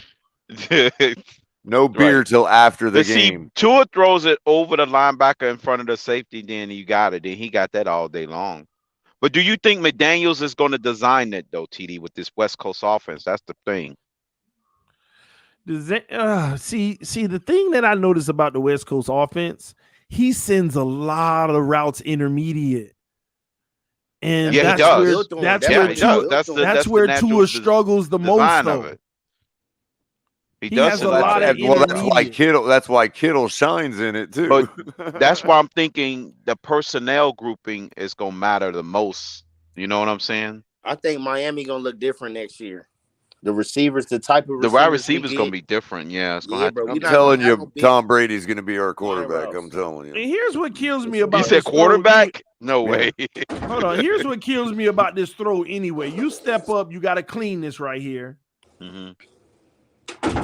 You fire it, and it's still just so badly inaccurate. Yeah, because he still can make the throw. Look how behind it is. You know what I mean? It's like he's throwing at him instead of in front of him. So you thinking if he would have threw it to Waddle, would they had enough time to catch him? Because Waddle was wide open in space there. He could easily make that strike to Waddle, and Waddle's got plenty he can of make room the to strike run. to Waddle. He just already decided. He had his and he's already got a first down, and he's still running. He already knew where he was going. Plus, the defenders are still going to converge on Hollins, which means they're going to be like 2 of them are going to be taken out of the play for Waddle to have to deal with. Let me show y'all what the issue with Tua is on this play. Yeah, that was a bad decision on that. No, right here. Let me show you. Let me pause it where the issue comes. Bam. Right here is the issue. Tua knows where he's going to go right here. And doesn't it make sense? Yep, because you see him breaking open. Yeah. But they're running a Tampa too. But it was they're running a people Tampa breaking too. over, caller. What you think is there ain't there because they're running a Tampa too. Tua does not see this linebacker bailing. You throw it to the lead guy in case he tips it. Your other guy can get it. Here's the issue I have with this though. He's backpedaling though, TD. Who? The linebacker.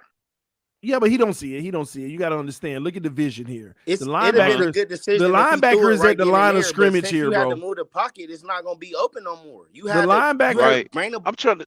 The linebacker is at the line of scrimmage right now, and look at how wide his base is, which means he's about to bail. Right, he's about to bail. He got the widest base on the line, does he not? Well, look at his shoes. They show. He's a track star. That's why. Yeah, but so, they all back out, by the way. But look at what he sees right now. He sees 2 safeties that are split. Right. Let's do it again. He sees Hollins look at him. Hit me in this seam, homie. Right. Tua steps up. Bam. In that step up, he still ain't evaluating that linebacker. But let me say this. This is the real problem I have with it. Even if that linebacker didn't drop back in cover 2, Tampa, right? Right. If that linebacker never dropped, right? Hollins that's a good throw, right? If he hits it right, correct? Right. Say that linebacker stays shallow and stayed with Waddle. It's still a terrible throw. Yeah, exactly. Regardless. He's throwing at him. He's not throwing the ball until he sees them open, and then that's it. It's too late. Yeah, Waddles was the one to throw. I remember this play now because I actually gave Tua a pass on this play because I saw what he saw. Yeah, that's how. But he didn't see the defense that was being employed. And even with the linebacker falling back, a great quarterback could have still threaded that ball. You know what I mean? But I won't put that on. Or I would say at least let it be a bang bang, giving him a chance, or a bat down or up or whatever. Right. Right. Yeah, in that instance, you probably need a big body receiver. To me, that was Tua's mental right there. He didn't see it. He should have seen that. He should have known. All right, TD, this is why I always pull up. Linebacker drop back. I know I got somebody coming underneath. He just made up his mind. Sometimes Tua makes up his mind too fast. And I think that's from Marino saying, pick a guy, let it fly. Like, nah, bro. Exactly, and I hate that. and DDJ is so right. The truth is, y'all, let it fly. The truth is, the truth is he was late on that. That's the problem. Yeah. He just chose the wrong guy to go to. And TD, that's why I always pull out the example of he just chose the wrong guy. The touchdown to Devontae Parker against the Jets, because the ball is still behind him, even though it's a touchdown. If that's I'm talking about Mac Hollins. No, I'm talking about Devontae Parker across the middle against the Jets, right? Oh, okay. If that's a championship defender right there, he literally takes that ball out of Devontae's hands and takes it the other way. But people don't want to hear Hollins that. had to wait for his touchdown too against the Jets. People don't want to hear that. They want to make it seem like you're hating when you point that out. It was a touchdown. Gosh, man, how do y'all? But then when we had the best game, play the best defense, and it's a pick or incomplete because of the placement.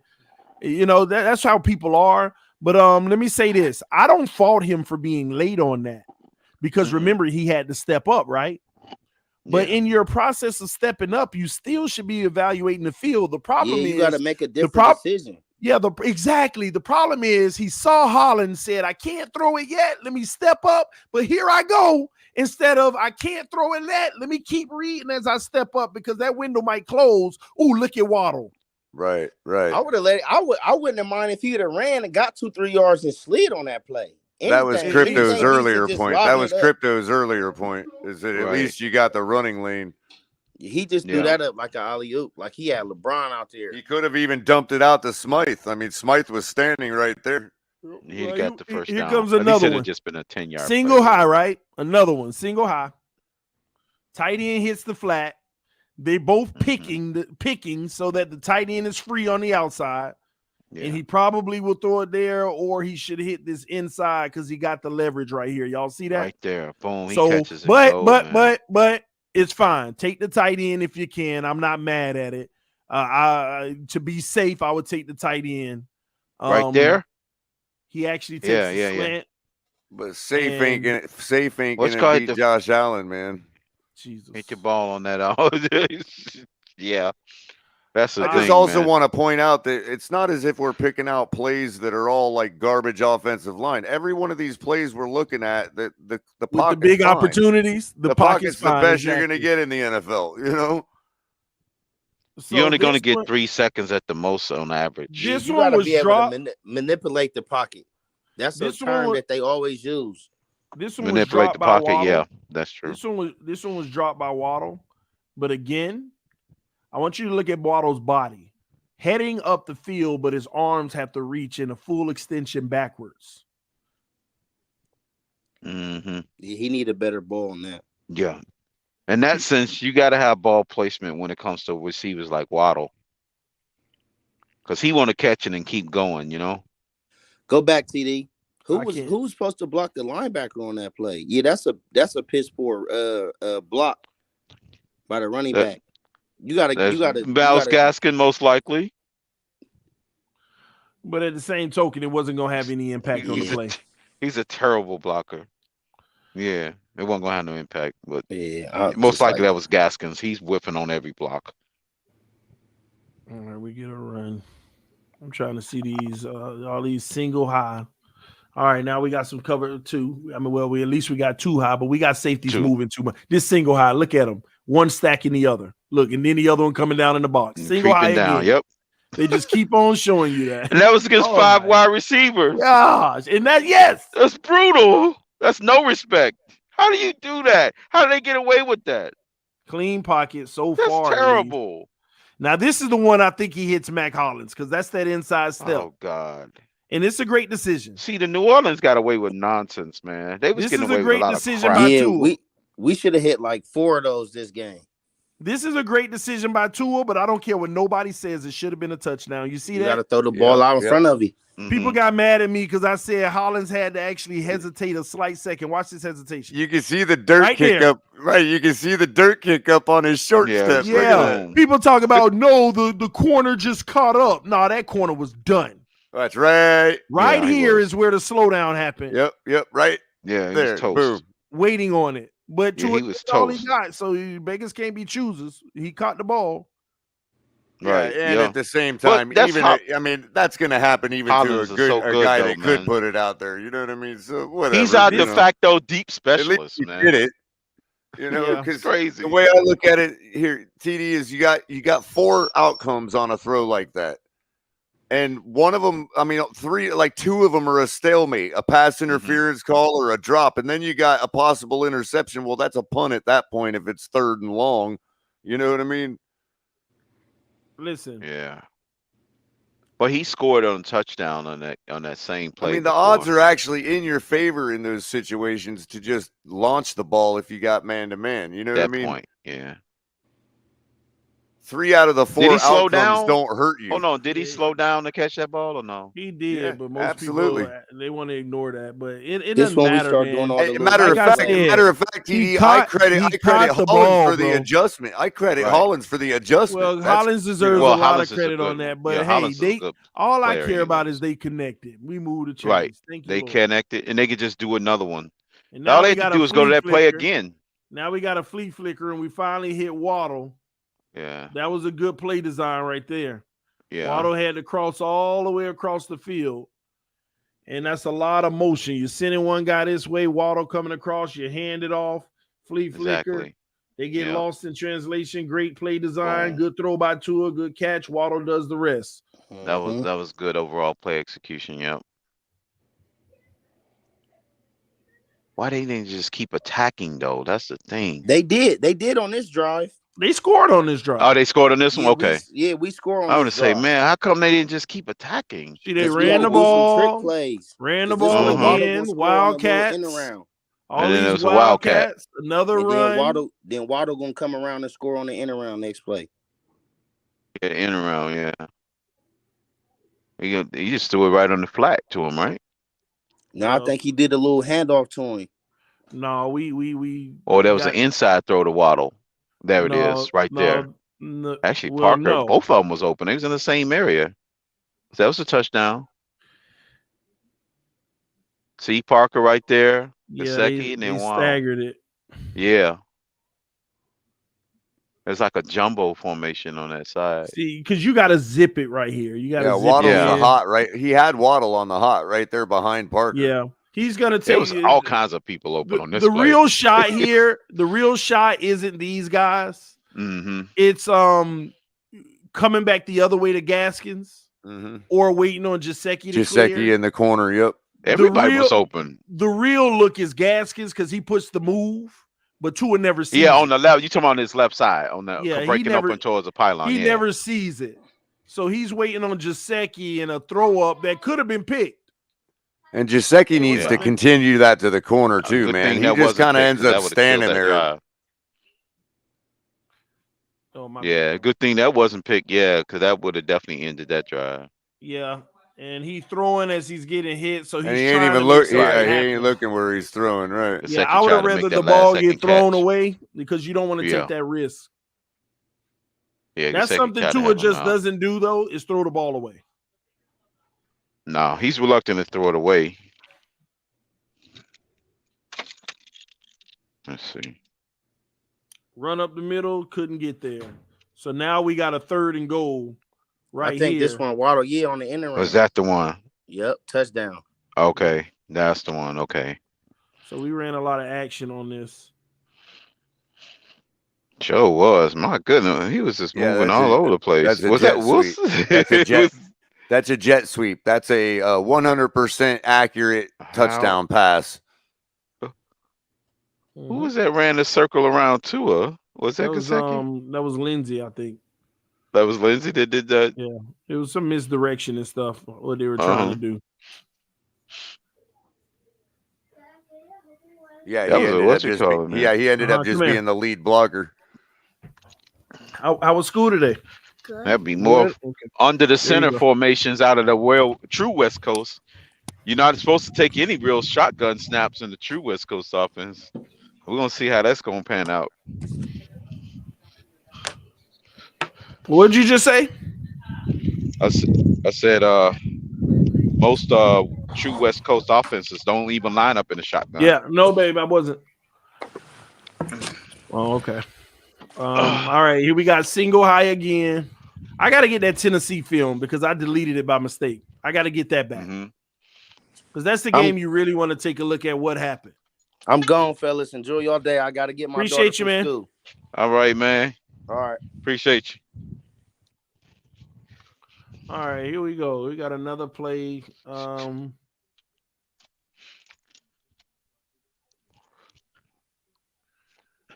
Gaskins underneath. That's up.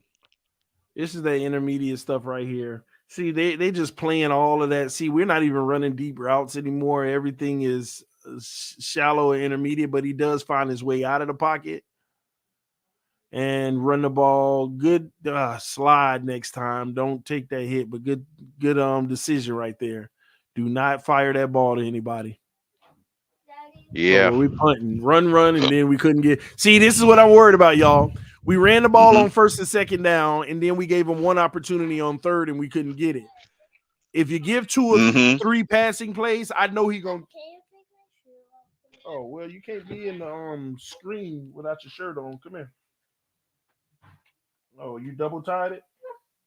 You are not retired when I was trying to go to school. Okay. There you go. It's loose. Take your shoestrings loose, and then you can take your shoe off. But yeah, I'm concerned about that. Even with the West Coast run, and we don't get the first, and then we got to pass. That one opportunity is what scares me.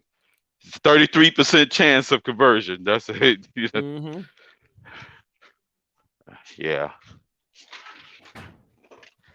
All right, I think we had this game pretty much secured at this point, right? Yeah, was it 20-3? I don't remember. I don't think they were really expecting to throw the ball anymore, if I'm not mistaken. All right, we got pistol. Oh, well, they still throwing. You mean Tua only held them to 3 points? Wow. Yeah. Yeah, I know. Escapes that mess, hits his guy in the flat, goes up. I'm not sure why we were throwing the ball at all, but okay. Yeah. Empty. Oh, man, what's going on? My bad. And we're almost done with this game, actually.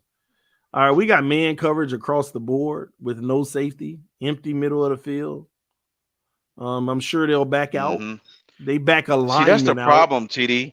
When they do stuff like that, we got to make them play regardless of the score. Right there, TD. Hold that pause right there. Look at the top high, the receiver on the top safety, Gisecki, one-on-one against a smaller That's guy. already open. That's already put that right on the right NFL, down the center of the field, right over that linebacker. Boom. Right there at the 12-yard line. I'm talking about at the 12-yard line. It's a bad throw. It's a bad throw. I'm talking about it's Waddle at the 12-yard line. Oh, you mean the slant because of the right after the play starts. Right. Watch. Yeah, I agree. Slot. I was gonna bring that up. I thought you was talking about Gisecki. Boom, quick hit. Right there. Boom. Yeah. I see what you're saying. Yeah. But here once again, he already knows where he wants to go with the ball. See, this is a time where he's picking the outside guy because he's guaranteeing one-on-one. Right. But if you know your playbook once again, man. Well, here's a pre-snap. Here's a possible pre-snap read. Notice how that safety is sitting down lower than the other one. He doesn't have the leverage on Waddle in the slot. You know Waddle's going to have him beat. Yeah. As long as that linebacker sits down like he did, you know what I mean? And Waddle that's the thing. They sitting on that all day. The linebacker's doing that all the time. That's actually, is that Waddle or Parker? I think it's Waddle. No, 17, right? Yeah, it's Waddle. 17. Is that Waddle? I mean, that's his number one receiver. That's Parker. That was Parker up top? 17 or 11. Looks like 17.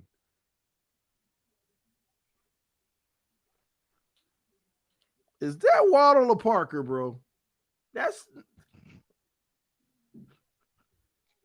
I don't know. Go back to the snap. Parker's down by the 20. At the top? No, Parker's not down by the 20. That looks like Parker. That's 11. That ain't 17. I guess it could be 11. That is Parker. So he's even right. So he's still going to have leverage. Yeah, that is Parker. Parker on the outside? No, they put Parker in the slot, bro. Yeah, he is a bigger body guy. Waddle is right here. Yeah, Parker's in the slot. Waddle is down here at the bottom in the slot. Right. So him and Gaskins, right? Now, that makes me want to go to Parker. Sit down. Right. As soon as he sees the linebacker sit down after the snap of the ball, that ball should be off. Yeah, that should have been Parker. Right here. And that ain't even Waddle, right in the a small the guy. scene. Parker has the inside leverage. That's a guarantee. And look at him. Look at Parker. He shows the frustration at the end. Watch what was at the end. Watch this. Ugh.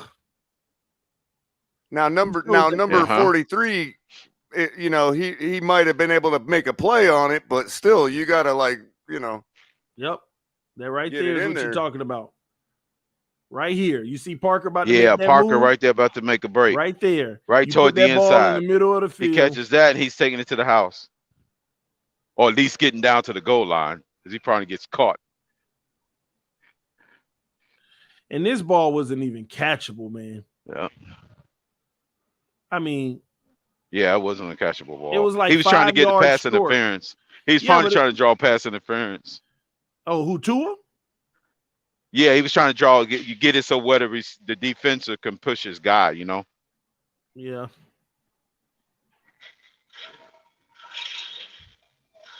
And now we're probably gonna run this clock out. Oh, nope, we got an empty backfield again. The same look, 0, empty middle of the field. This time you got Gesicki in the slot and Waddle in the slot. Back to pass. You got Gaskins right there. They run a pick play underneath. And this is the one that made me mad because this is the one where Waddle was wide open, but Tua cut off his vision of the field to one side. And it was right there on the bottom. Yeah. Look at Waddle at the bottom of the screen. Look at Waddle. He was wide open. That was Parker, 6. Yeah. Parker with the pick. Man, that was perfectly executed pick too. And look at this is the one Waddle. This is the one Waddle got mad. Look at Waddle. Watch him at the end of the play. Look at him at the end of the play. He heated. Oh man, Waddle is heated. Yeah, that was easy 6 right there. Yeah, that was Waddle was I don't blame him on that one. He knew it because he knew that was a perfect cross up on the pick. You know, and Parker put his hands up like I'm not picking. Right. Waddle is heated. But again, you got Gesicki on the same thing you had Parker with last time. Look at that. Gesicki in the middle of the field. Yeah, and I was going to say that play right there, TD, as far as anticipating throws like we were talking about earlier, that's a very similar play to the one Brady was describing about with Antonio Brown, how he just throws it in front of that linebacker without just knowing that Brown was going to be there where Gesicki is. You know what I mean? And he would just throw it behind that linebacker right there and end up hitting the receiver without like the receiver even making his cut yet. And look how high little man Gaskins has to jump. Ooh, and he set him up. Oh my Jesus. And that's just a bad read. Look at the setup. He would have never been able to come down with that anyway. Look at the hit. The ball is still in the air, just so you know. Look at this. The ball placement was going to get him killed even if he had it. And he still took a hit. And he had to stay down. Is this the one where he was hurt? Yeah, he was hurt on this. I remember. Because they told him to stay down.